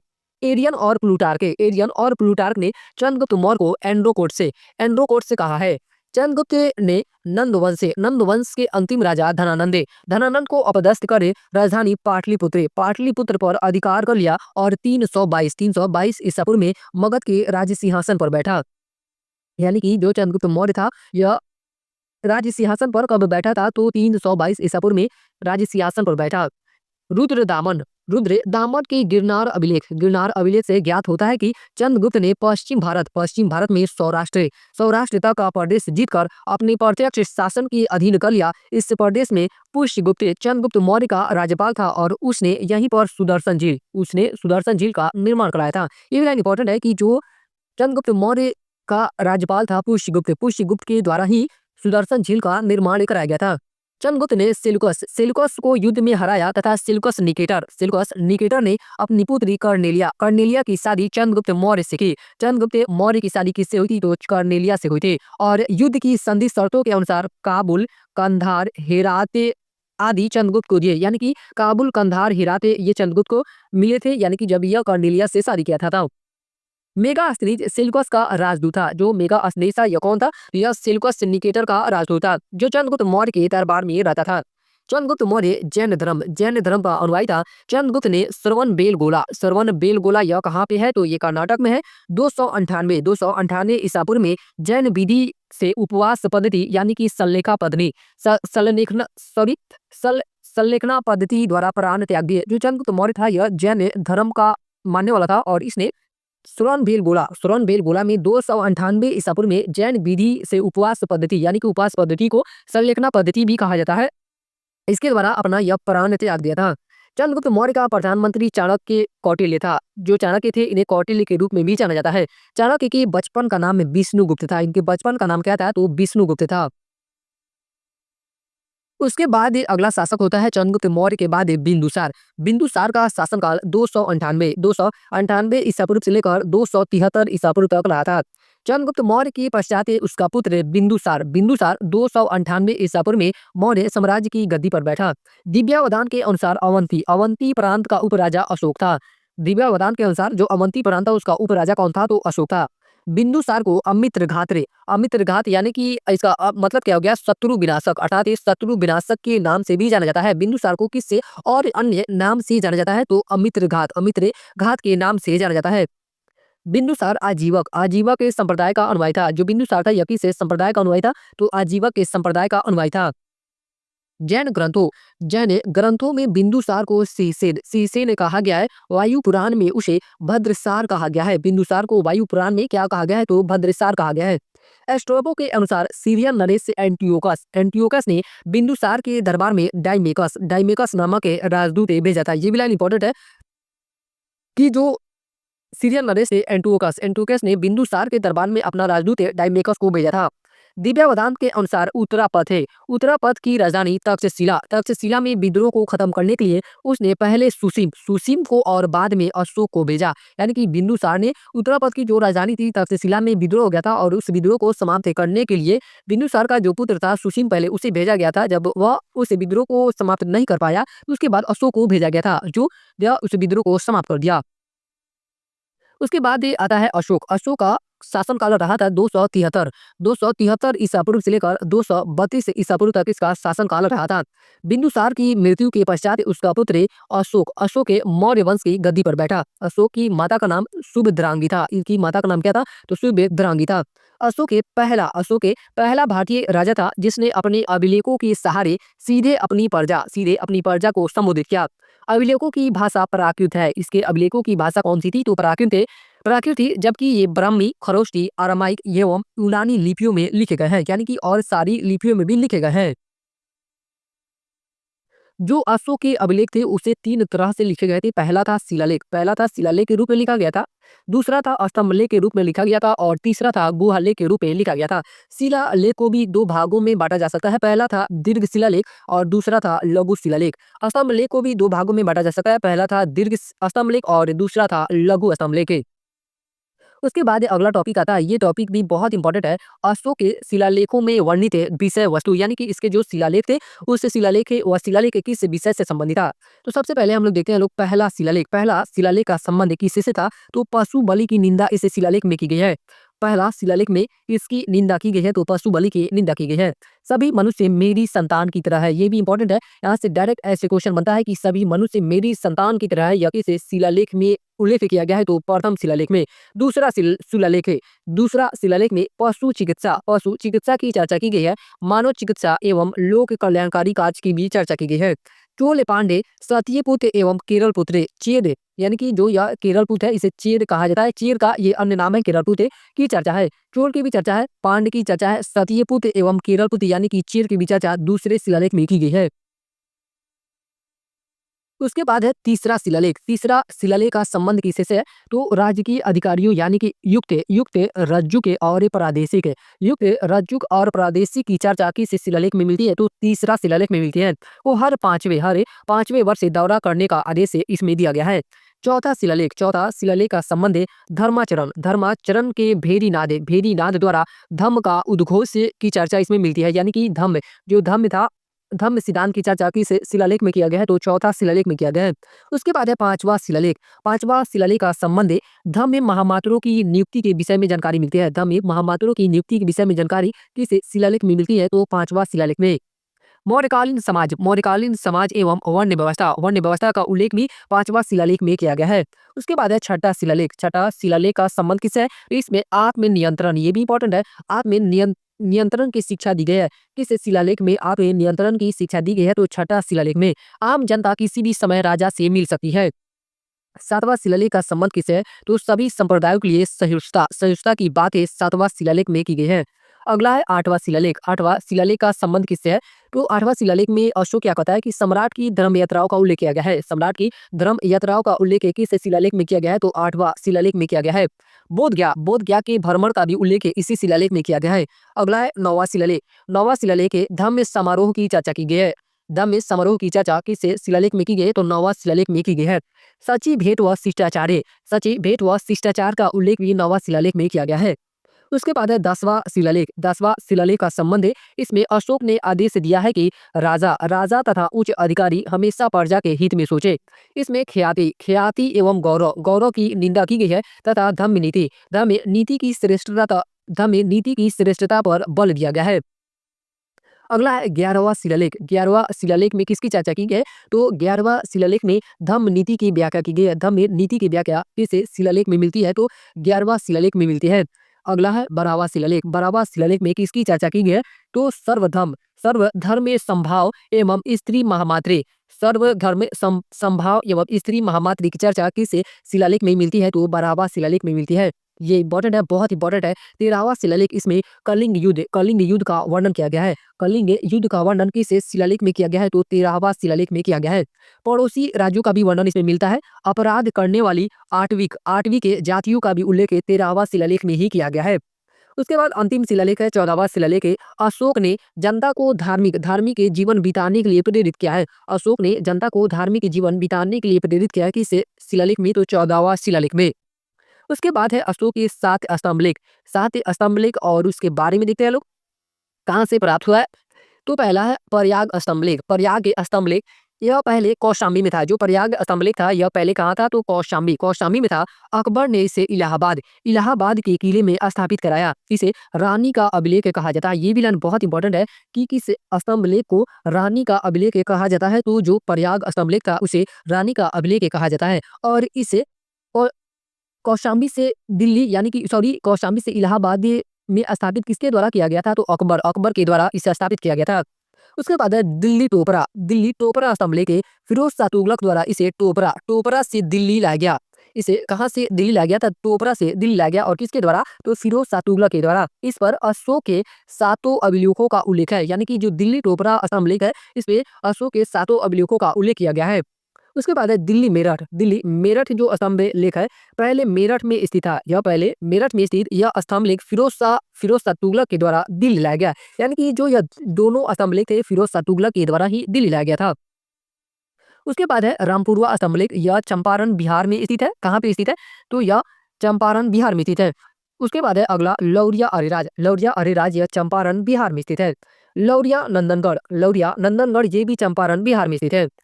अगला है अशोककालीन प्रांतें। अशोक के कालीन प्रांत कौन कौन से थे? तो पहला था उत्तरापथ प्रांत की राजधानी तक्षशिला थी। कहाँ थी? तक्षशिला थी। अवंती राष्ट्र की राजधानी उज्जैनी थी। कलिंग प्रांत की राजधानी तोसले थी। दक्षिणापथ प्रांत की राजधानी स्वर्णगिरी थी। प्राची यानी कि मध्य देश की राजधानी पाटलिपुत्र थी। मध्य देश की राजधानी कहाँ थी? तो पाटलिपुत्र थी। अशोक का धर्म, अगला टॉपिक है अशोक का धम्म नीति। धम्म शब्द संस्कृत के धर्म का प्राकृतिक रूप है। अशोक के जो धम्म की परिभाषा है वह राहुलोवाद सूक्त से ली गई है। अशोक ने अपने राज अभिषेक के 10वें वर्ष से बोध गया की यात्रा की, जो उसकी पहली धम्म यात्रा थी। यह जो बोध गया की यात्रा थी अशोक की पहली धम्म यात्रा थी। राज अभिषेक के 14वें वर्ष में नेपाल के तराई में स्थित निगाली सागर में जाकर उसने कनक मुनि यानी कि बुद्ध के स्तूप के आकार को दुगुना करवाया। 20वें वर्ष से बुद्ध के जन्म स्थल यानी कि लुम्बिनी ग्राम जाकर शिलालेख स्तंभ स्थापित करवाया तथा पूजा की। यहाँ का कर घटाकर 1/8 यहाँ से कर घटाकर 1/8 ही कर दिया। तीसरे एवं सातवें स्तंभलेख से ज्ञात होता है कि अशोक ने युक्त रज्जुक एवं प्रादेशिक नामक पदाधिकारियों को जनता के बीच जाकर धर्म प्रचार करने एवं उपदेश देने का आदेश दिया। उसके बाद ही अगला टॉपिक है अशोक के द्वारा भेजे गए धर्म या धम्म प्रचारक के। अशोक के द्वारा कहाँ-कहाँ भेजे गए थे धर्म में प्रचार करने के लिए। तो धम्म एक तरफ ये धम्म प्रचारक दिया गया है और एक तरफ स्थान या देश दिया गया है। तो महारक्षित महारक्षित यवन देश में महारक्षित को भेजा गया था। धर्म रक्षित को अपरांतक के में भेजा गया था। महाधर्म रक्षित को महाराष्ट्र में भेजा गया था। उसके बाद है महादेव। महादेव को महिषमंडल यानी कि मैसूर। महादेव को कहाँ पे भेजा गया था? तो महिषमंडल यानी कि मैसूर में धर्म प्रचार के लिए भेजा गया था। मजिम को हिमालयवर्ती देश में भेजा गया था। महेंद्र यह अशोक का पुत्र यानी कि महेंद्र कौन था? तो यह अशोक का पुत्र था और महेंद्र को धर्म प्रचार के लिए श्रीलंका, इसे सिंहल देश भी कहा जाता है। श्रीलंका का प्राचीन नाम की बात की जाए तो क्या हो जाएगा? तो सिंहल देश हो जाएगा। उसी तरह संघमित्रा जो थी यह अशोक की पुत्री थी और अशोक की पुत्री को कहाँ भेजा गया था या कहाँ गई थी धर्म प्रचार के लिए? तो श्रीलंका, सिंहल देश को। यानी कि दोनों भाई बहन कहाँ गए थे? तो श्रीलंका में गए थे। मछतंक मछतिंग को कश्मीर तथा गंधार भेजा गया था। सोने तथा उत्तरा को स्वर्ण भूमि यानी कि म्यांमार भेजा गया था धर्म प्रचार के लिए। अगला टॉपिक है कि अशोक के शिलालेख और उनके प्राप्ति स्थल। जो अशोक के शिलालेख है वह कहाँ से प्राप्त हुए हैं उसके बारे में देखते हैं लोग। तो सबसे पहला है शहबाजगढ़ी शिलालेख। यह पेशावर पाकिस्तान से प्राप्त हुआ है। कहाँ से प्राप्त हुआ है? पेशावर पाकिस्तान से प्राप्त हुआ है। मानसेहरा शिलालेख हजारा पाकिस्तान से प्राप्त हुआ है। कालसी शिलालेख देहरादून उत्तराखंड से प्राप्त हुआ है। गिरनार जो शिलालेख है वह जूनागढ़ गुजरात से प्राप्त हुआ है। धौली शिलालेख पुरी उड़ीसा से प्राप्त हुआ है। जौगढ़ शिलालेख है जो गंजाम में उड़ीसा से प्राप्त हुआ। कहाँ से? गंजाम में उड़ीसा से प्राप्त हुआ है। सुपारा जो शिलालेख है वह कहाँ से प्राप्त हुआ है? तो थाने महाराष्ट्र से प्राप्त हुआ। कहाँ से? महाराष्ट्र से प्राप्त हुआ है। एरगुड़ी शिलालेख कुर्नूल आंध्र प्रदेश से प्राप्त हुआ है। कुर्नूल कहाँ पे है? तो आंध्र प्रदेश में।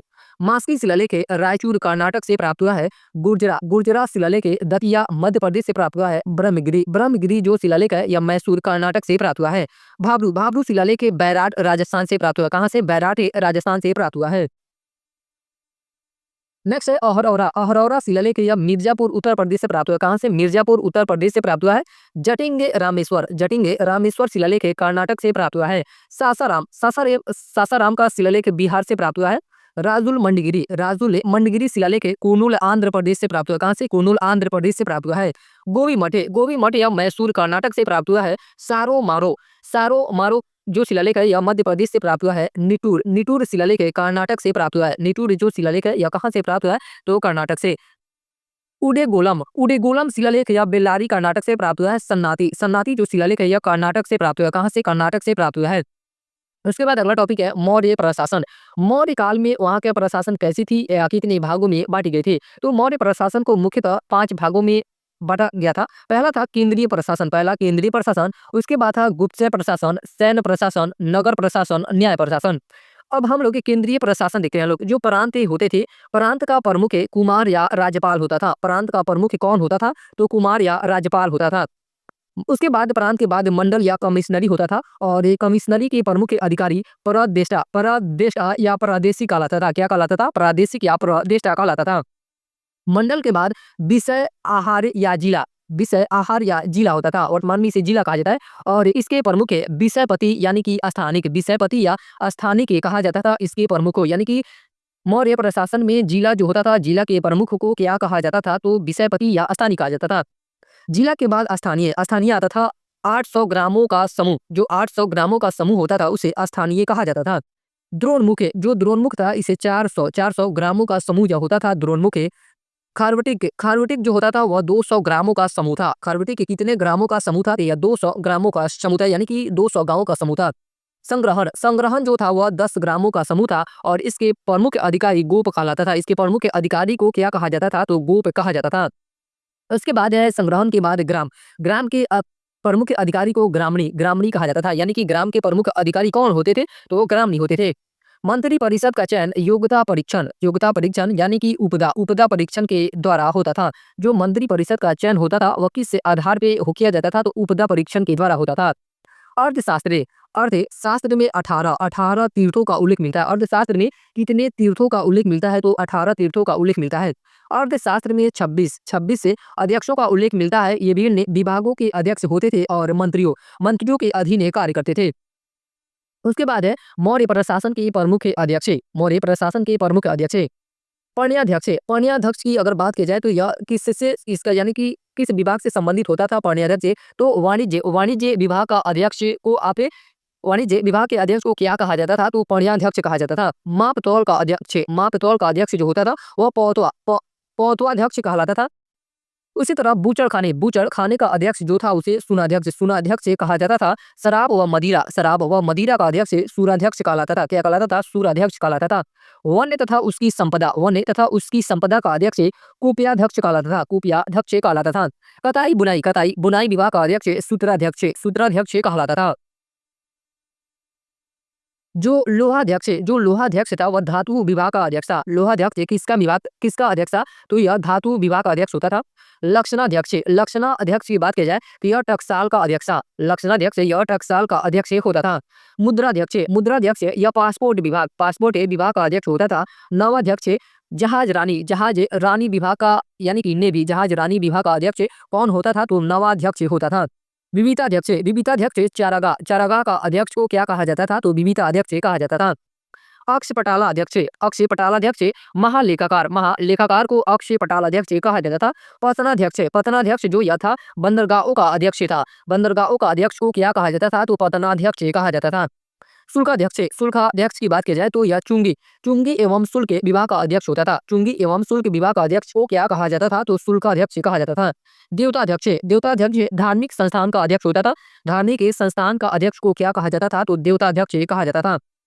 उसके बाद है मौर्यकालीन मंत्री परिषद। ये भी इंपॉर्टेंट है। मौर्यकालीन मंत्री परिषद एक तरफ मंत्री दिए गए हैं और वो मंत्री किस विभाग से संबंधित होते थे? तो सबसे पहला है मंत्री और पुरोहित जो था वह किस विभाग से संबंधित था? तो प्रधानमंत्री तथा प्रमुख धर्माधिकारी होता था मंत्री या पुरोहित। सेनापति था वह युद्ध विभाग का मंत्री था। युद्ध विभाग का मंत्री को क्या कहा जाता था? तो सेनापति। जो युवराज होते थे वह शासक के वंश से संबंध उसका उत्तराधिकारी होता था। दौवारिक जो था वह राजमहलों की देखरेख करने वाला प्रधान अधिकारी था। राजमहलों की देखरेख करने वाला प्रधान अधिकारी को क्या कहा जाता था? तो दौवारिक कहा जाता था। अंतर्वशिक सम्राट की अंगरक्षक सेना का प्रधान को अंतर्वशिक कहा जाता था। समाहर्ता ये इंपॉर्टेंट है कि राजस्व विभाग का प्रमुख अधिकारी को क्या कहा जाता था? तो समाहर्ता कहा जाता था। ये बहुत ही इंपॉर्टेंट है, यहाँ से क्वेश्चन बना भी है। सन्निधाता भी इंपॉर्टेंट है। सन्निधाता या किस विभाग से संबंधित है सन्निधाता? तो राजकीय कोषाध्यक्ष से संबंधित है। प्रशस्ता की बात की जाए तो राजकीय कागजातों को सुरक्षित रखने वाला तथा राजकीय आज्ञाओं को लिपिबद्ध करने वाला प्रधान अधिकारी को प्रशस्ता कहा जाता था। प्रदेष्टा की बात की जाए तो फौजदारी न्यायालय का न्यायाधीश को क्या कहा जाता था? तो प्रदेष्टा कहा जाता था। नायक जो था वह सेना का संचालक था। नायक किसे कहा जाता था? तो सेना का संचालक को नायक कहा जाता था। अब है नागरक जो था यह नगर का प्रमुख अधिकारी होता था। नगर का प्रमुख अधिकारी होता था।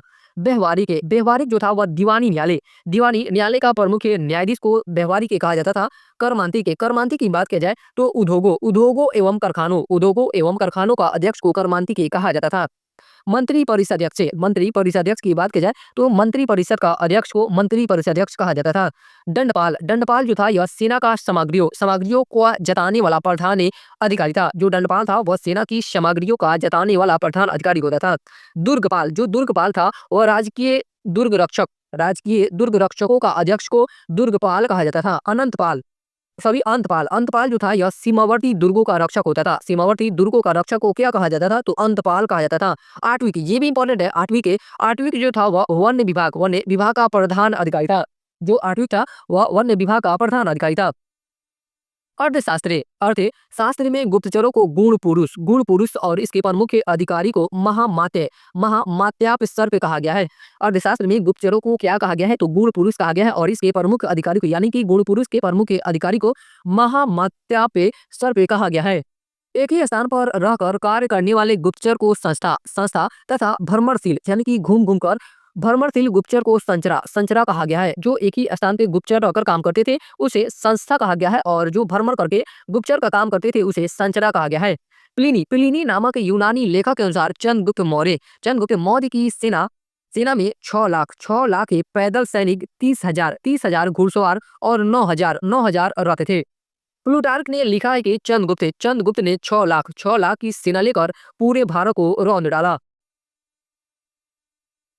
मेगा अस्तनीज के अनुसार सेना की देखरेख के लिए अलग विभाग था, जिसमें 30 सदस्य थे। उसमें कितने सदस्य होते थे? तो उसमें 30 सदस्य थे तथा ये 6 समितियों में विभक्त थे। अर्थशास्त्र के अनुसार नगर का प्रमुख अधिकारी नागरक के होता था, जिसका मुख्य कार्य नगर की सफाई एवं सुरक्षा था। मेगा अस्तनीज के अनुसार पाटलिपुत्र नगर का प्रशासन 30 सदस्यों के एक समूह द्वारा होता था। इसमें कुल 6 समितियां होती थी। इसमें कुल कितनी समितियां होती थी? तो इसमें कुल 6 समितियां होती थी तथा प्रत्येक समिति में 5 सदस्य। प्रत्येक समिति में कितने सदस्य थे? तो प्रत्येक समिति में 5 सदस्य थे। अर्थशास्त्र में विवाद के निर्णयों के लिए कानून के कितने अंगों? तो 4 अंगों का वर्णन है, जिसे चतुष्पद कानून कहा गया है। ये निम्नलिखित है। पहला जो था यह धर्म यानी कि सार्वभौमिक कानून होता था। दूसरा था जो व्यवहार था, पुराने निर्णयों के आधार पर निर्णय किया जाता था। जो तीसरा था चरित्र, गांव के अपने रीति रिवाज एवं परंपरा को ध्यान में रखकर निर्णय किया जाता था। और चौथा था राजशासन राजा द्वारा बनाया गया कानून।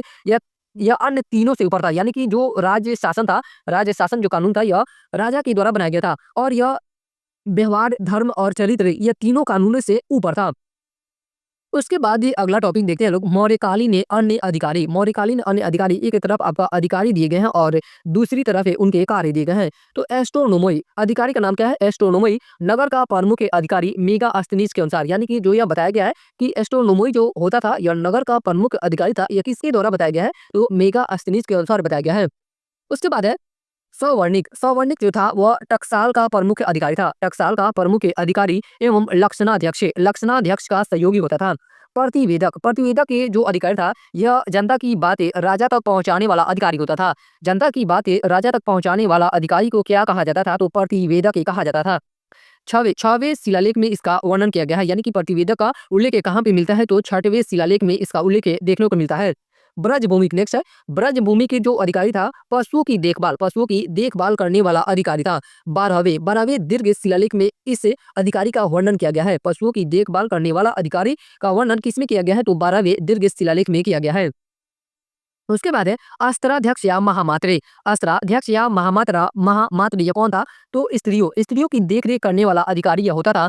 12वें दीर्घ शिलालेख में इसका उल्लेख किया गया है। धम्य महामात्र अधिकारी था, यह विभिन्न संप्रदायों के बीच सामंजस्य स्थापित करने का कार्य करता था।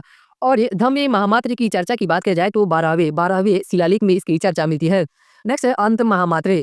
सीमावर्ती प्रदेशों में धम्य प्रचार करने का कार्य कौन करता था? तो अंत महामात्रे करता था। उसके बाद ही अगला टॉपिक है मौर्यकालीन समाज। मौर्यकाल में समाज किस प्रकार था, उस पे अब हम लोग वर्णन करते हैं लोग। मौर्यकालीन समाज की संरचना का ज्ञान हमें मुख्यतः कौटिल्य द्वारा रचित अर्थशास्त्र जो है यह किसकी पुस्तक है? तो कौटिल्य की। मेगा अस्तनीज के यात्रा वृत्तांत इंडिका किसकी पुस्तक है? तो यह मेगा अस्तनीज की। अशोक के अभिलेख है तथा रुद्र दामन के जूनागढ़ अभिलेख से होता है। मेगा अस्तनीज ने भारतीय समाज को 7 जातियों में विभक्त किया है। दार्शनिक, किसान, अहीर, कारीगर, सैनिक, निरीक्षक एवं सभासद, ये 7 किसके द्वारा बताया गया है? तो मेगा अस्तनीज के द्वारा समाज बताया गया है। समाज में संयुक्त परिवार की प्रथा थी, यानी कि समाज में संयुक्त परिवार की भी प्रथा थी। अर्थशास्त्र में 9 प्रकार के दासों का उल्लेख है। अर्थशास्त्र में कितने प्रकार के दासों का उल्लेख किया गया है? तो 9 प्रकार के दासों का उल्लेख किया गया है। जबकि मेगा अस्तनीज का कहना है कि मौर्यकाल में दास प्रथा का अस्तित्व नहीं था। मौर्यकाल में गणिकाओं या वेश्याओं का भी उल्लेख है। स्वतंत्र रूप से वेश्यावृत्ति करने वाली महिलाएं रूपा जीवा कहलाती थी। ये भी लाइन इंपॉर्टेंट है, यहाँ से भी क्वेश्चन में पूछा गया है कि स्वतंत्र रूप से वेश्यावृत्ति करने वाली महिलाएं क्या कहलाती थी? तो रूपा जीवा कहलाती थी। गणिकाओं के कार्यों का निरीक्षण गणिकाध्यक्ष करता था। कौन करता था? तो गणिकाध्यक्ष के द्वारा किया जाता था। सामान्य जनता पाली भाषा, सामान्य जो जनता थी वह पाली भाषा का प्रयोग करती थी। जबकि संस्कृत भाषा उच्च वर्ण एवं शिक्षित समुदाय की भाषा थी। जो संस्कृत भाषा थी मौर्य काल में, वह भाषा उच्च वर्ण एवं शिक्षित समुदाय की भाषा थी। और जो सामान्य जनता थी वहाँ की वह पाली भाषा का प्रयोग करती थी। उसके बाद ये अगला टॉपिक है मौर्यकालीन अर्थव्यवस्था। मौर्यकालीन अर्थव्यवस्था पे अब चर्चा करते हैं लोग। मौर्यकाल की अर्थव्यवस्था के 3 स्तंभ थे। कितने स्तंभ थे? तो 3 स्तंभ थे, जिन्हें सम्मिलित रूप से वार्ता यानी कि वृद्धि का साधन कहा जाता था। कृषि, पशुपालक या उद्योग, वाणिज्य या व्यापार, ये 3 स्तंभ कौन-कौन से थे? तो कृषि थे और ये पशुपालन या उद्योग थे, वाणिज्य या व्यापार थे। मौर्यकाल मुख्यतः कृषि प्रधान था। मौर्यकाल मुख्यतः किस प्रकार था? तो कृषि प्रधान था। भूमि पर राज्य तथा कृषक दोनों का अधिकार होता था, यानी कि राज्य का भी अधिकार होता था और कृषक का भी अधिकार होता था। राजकीय भूमि की व्यवस्था करने वाला प्रधान अधिकारी शीताध्यक्ष, राजकीय भूमि की व्यवस्था करने वाला प्रधान अधिकारी शीताध्यक्ष कहलाता था। कौटिल्य ने अर्थशास्त्र में कृषि यानी कि जुती हुई, अकृषि बिना जुती हुई, स्थल यानी कि ऊंची भूमि आदि अनेक भूमि का उल्लेख किया है। अद्योमात्रिक भूमि वह भूमि होती थी जिसमें बिना वर्षा के भी अच्छी खेती होती थी। ये भी लाइन इंपॉर्टेंट है, यहाँ से भी क्वेश्चन बना है कि अद्योमात्रिक किस प्रकार की भूमि थी? तो यह वैसी भूमि थी जो वह भूमि होती थी जिसमें बिना वर्षा के भी अच्छी खेती होती थी। राज्य में आय का प्रमुख स्रोत भूमि कर था। राज्य में आय का प्रमुख स्रोत क्या था? तो भूमि कर था। या मुख्यतः उपज का 1/6 भाग होता था। भूमि कर 2 प्रकार का होता था। पहला सेतु कर, पहला जो प्रकार था वह सेतु कर था और जो दूसरा प्रकार था वह वन कर था। उसके बाद ये अगला टॉपिक है कर से संबंधित है। कर से संबंधित प्रमुख शब्दावलियां और उनसे संबंधित विषय वस्तु एक तरफ ही कर दिए गए हैं, यानी कि यह क्या है? तो सीधा क्या है? तो एक प्रकार का कर था। भाग क्या है? तो ये भी एक प्रकार का कर था और वह यानी कि किस विषय से संबंधित था? तो सीता की बात की जाए तो राजकीय भूमि से होने वाली आय, राजकीय भूमि से होने वाली आय पर यह कर लगता था। उपज का जो भाग होता था वह उपज का हिस्सा होता था। उपज का हिस्सा क्या कहलाता था? तो भाग कहलाता था। प्रवेश से जो था वह आयात कर का 20% लगता था। कितना प्रतिशत लगता था? तो 20%। निष्कार में जो था यह निर्यात कर होता था। निर्यात कर जो लगता था उसे क्या कहा जाता था? तो निष्कार में कहा जाता था। प्रणय जो था यह आपातकालीन कर था। आपातकालीन कर को क्या कहा जाता था? तो प्रणय कहा जाता था। बलि ये इंपॉर्टेंट है, एक प्रकार का यह राजस्व कर था। बलि जो था यह मौर्य साम्राज्य या मौर्य काल में क्या था? तो एक प्रकार का राजस्व कर था। हृदय जो था यह अनाज के रूप में न लेकर नगद लिया जाता था। जो हृदय कर था यह अनाज के रूप में न लेकर नगद लिया जाता था। सेतु बंध की बात की जाए तो राज्य की ओर से सिंचाई का प्रबंध है। राज्य की ओर से सिंचाई का प्रबंध है। उसके बाद है विष्टि जो था यह निशुल्क एवं श्रम एवं बेगार निशुल्क श्रम एवं बेगार पर लगता था यह कर। नेक्स्ट टॉपिक है प्रमुख व्यापारी के संगठन। जो श्रेणी था यह शिल्पियों का संगठन था। जो श्रेणी था यह किसका संगठन था? यह शिल्पियों का संगठन था। और जो निगम था यह व्यापारियों का संगठन होता था। जो संघ था यह देनदारों या महाजनों का संगठन था। सार्थवा ये इंपॉर्टेंट है। सार्थवा क्या था? तो कारवां व्यापारियों का प्रमुख व्यापारी यह अनाज से संबंधित है। सार्थवा किससे संबंधित है? यह अनाज से संबंधित है। उद्योग धंधों की संस्थाओं को श्रेणी कहा जाता था। श्रेणी न्यायालय के प्रधान को महाश्रेष्ठी कहा जाता था। यानी कि जो श्रेणी न्यायालय के प्रधान होते थे उन्हें क्या कहा जाता था? तो महाश्रेष्ठी कहा जाता था। उसके बाद ये अगला टॉपिक है, एक तरफ सिक्कों के नाम दिए गए हैं और वह सिक्के किस धातु के बने होते थे? तो पहला है करसापन पर्ण और धारण जो सिक्के होते थे वह चांदी का बना होता था। किससे बना होता था? तो यह चांदी का बना होता था। उसके बाद है स्वर्ण एवं निष्क जो सिक्का था यह सोने का बना होता था। मासक एवं काकड़ी जो सिक्का था यह तांबे का सिक्का होता था। किसका सिक्का होता था? तो यह तांबे का बना होता था। मौर्यों की राजकीय मुद्रा यानी कि मौर्यों की राजकीय मुद्रा क्या थी? तो इनकी राजकीय मुद्रा पर्ण थी। क्या थी? राजकीय मुद्रा पर्ण थी। मुद्राओं का परीक्षण करने वाले अधिकारी को रूप दर्शक कहा जाता था। मुद्राओं का परीक्षण करने वाले अधिकारी को क्या कहा जाता था? तो रूप दर्शक कहा जाता था। राज्य के शीर्षस्थ अधिकारियों को 48,000 पर्ण तथा सबसे निम्न अधिकारियों को 60 पर्ण वेतन मिलता था। पर्ण 3/4 जो पर्ण था यह 3/4 तोले के बराबर चांदी का सिक्का था। मयूर पर्वत और अर्धचंद्र की छाप वाली आहते रजत मुद्राएं मौर्य साम्राज्य की मान्य मुद्राएं थे। भारत का बाह्य व्यापार रोम, सीरिया, फारस, मिस्र तथा अन्य पश्चिमी देशों के साथ होता था। व्यापार पश्चिमी भारत में भृगु कक्ष बंदरगाह से तथा पूर्वी भारत में ताम्र लिप्ति बंदरगाह द्वारा किया जाता था। ये भी लाइन इंपॉर्टेंट है कि जो व्यापार था वह पश्चिमी भारत में किस बंदरगाह से किया जाता था? तो भृगु कक्ष बंदरगाह से तथा पूर्वी भारत में ताम्र लिप्ति बंदरगाह द्वारा किया जाता था। आंतरिक व्यापार के प्रमुख केंद्र कौन कौन से थे? तो तक्षशिला, काशी, उज्जैन, कौशाम्बी तथा तोसले। कलिंग राज्य की जो तोसली थी यह किस राज्य की राजधानी थी? तो कलिंग राज्य की राजधानी आदि थे। व्यापारिक मार्ग इस समय के व्यापारी के मार्गों को देखते हैं लोग तो 4 प्रकार के व्यापारिक मार्ग थे। पहला प्रथम मार्ग था वह उत्तरा पथ कहलाता था। उत्तरा पथ उत्तर पश्चिम में पुरुषपुर से लेकर पाटलिपुत्र पाटलिपुत्र ताम्रलिप्ति ताम्रलिप्ति तक जाने वाला राजमार्ग है और यह सबसे महत्वपूर्ण मार्ग था। पहला जो मार्ग था यह सबसे महत्वपूर्ण मार्ग था। दूसरा मार्ग जो था यह पश्चिम में पाटल से पूर्व में कौशाम्बी के समीप उत्तरापथ मार्ग से मिलता था। जो तीसरा मार्ग था दक्षिण में प्रतिष्ठान से उत्तर में सरवती तक जाने वाला मार्ग था। चौथा जो मार्ग था यह मार्ग भृगु कक्ष से मथुरा तक जाता था, जिसके मार्ग में उज्जैन ही पड़ता था। जिसके मार्ग में क्या पड़ता था तो उज्जैन ही पड़ता था। पतन के कारण यानी कि मौर्य वंश के पतन के कारणों को देखते हैं लोग तो हरिप्रसाद शास्त्री क्या कहते हैं मौर्य वंश के पतन के कारण में तो धार्मिक नीति यानी कि धार्मिक नीति के कारण मौर्य वंश का पतन हुआ था। ब्राह्मण विरोधी नीति के कारण हेमचंद्र राय चौधरी का कथन क्या है तो सम्राट अशोक की अहिंसक एवं शांति प्रिय नीति के कारण मौर्य वंश से समाप्त हुआ था यानी कि उसका पतन हुआ था। डीडी कौशाम्बी के कथन की बात की जाए तो आर्थिक संकटग्रस्त व्यवस्था का होना यह अपना कारण बताते हैं। डीएन झा है यह कमजोर उत्तराधिकारी का कारण बताते हैं मौर्य वंश के पतन का कारण का। उसके बाद है इसे चैप्टर पे आधारित हम लोग अस्मरणीय तत्वों की बात करते हैं लोग।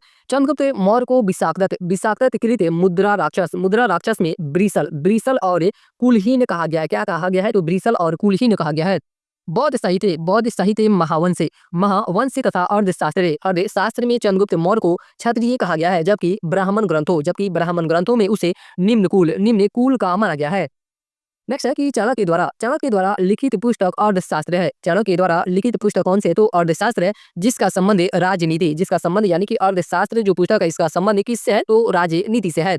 मेगास्थनीज ने पाटलिपुत्र को पोलीब्रोथा कहा है। मेगास्थनीज ने पाटलिपुत्र को क्या कहा है तो पोलीब्रोथा कहा है। चंद्रगुप्त मौर्य और सेल्यूकस के बीच हुए युद्ध का वर्णन एपियानस ने किया है। किसके द्वारा किया गया है चंद्रगुप्त मौर्य और सेल्यूकस के बीच युद्ध का वर्णन तो एपियानस के द्वारा किया गया है। मौर्य काल में शिक्षा का सर्वाधिक प्रसिद्ध केंद्र तक्षशिला था। मौर्य काल में शिक्षा का सर्वाधिक प्रसिद्ध केंद्र कौन सा था तो तक्षशिला था। प्लूटार्क के अनुसार चंद्रगुप्त ने सेल्यूकस को 500 हाथी उपहार में दिए थे। कौटिल्य के सप्तांग सिद्धांत में शामिल है तो राजा, आमत्य, जनपद, दुर्ग, कोश, दंड, मित्र ये क्या है तो सप्तांग सिद्धांत है और इसमें ये सब शामिल है। चंद्रगुप्त ने जैन गुरु भद्रबाहु से जैन धर्म की दीक्षा ली थी। चंद्रगुप्त मौर्य ने किसे जैन गुरु से जैन धर्म की दीक्षा ली थी तो भद्रबाहु से।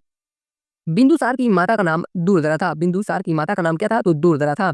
कौशाम्बी अभिलेख इसे प्रयाग स्तंभ लेख भी कहा जाता है। जो कौशाम्बी अभिलेख है इसे प्रयाग स्तंभ लेख भी कहा जाता है। को रानी का अभिलेख भी कहा जाता है यानी कि कौशाम्बी अभिलेख को रानी का अभिलेख भी कहा जाता है। इसमें अशोक के एकमात्र पुत्र अभिलेखों से तीवर का उल्लेख है। अशोक ने अपने राज्याभिषेक के 8वें वर्ष यानी कि लगभग 261 ईसा पूर्व में कलिंग पर आक्रमण किया और कलिंग की राजधानी तोसली पर अधिकार कर लिया। प्लिनी के अनुसार डायनोसियस जो कि मिस्र के राजा फिलाडेल्फस का राजदूत था। किसका राजदूत था तो फिलाडेल्फस का राजदूत था। अशोक के दरबार में पाटलिपुत्र में आया था। यह किसके दरबार में आया था तो अशोक के दरबार में पाटलिपुत्र में आया था।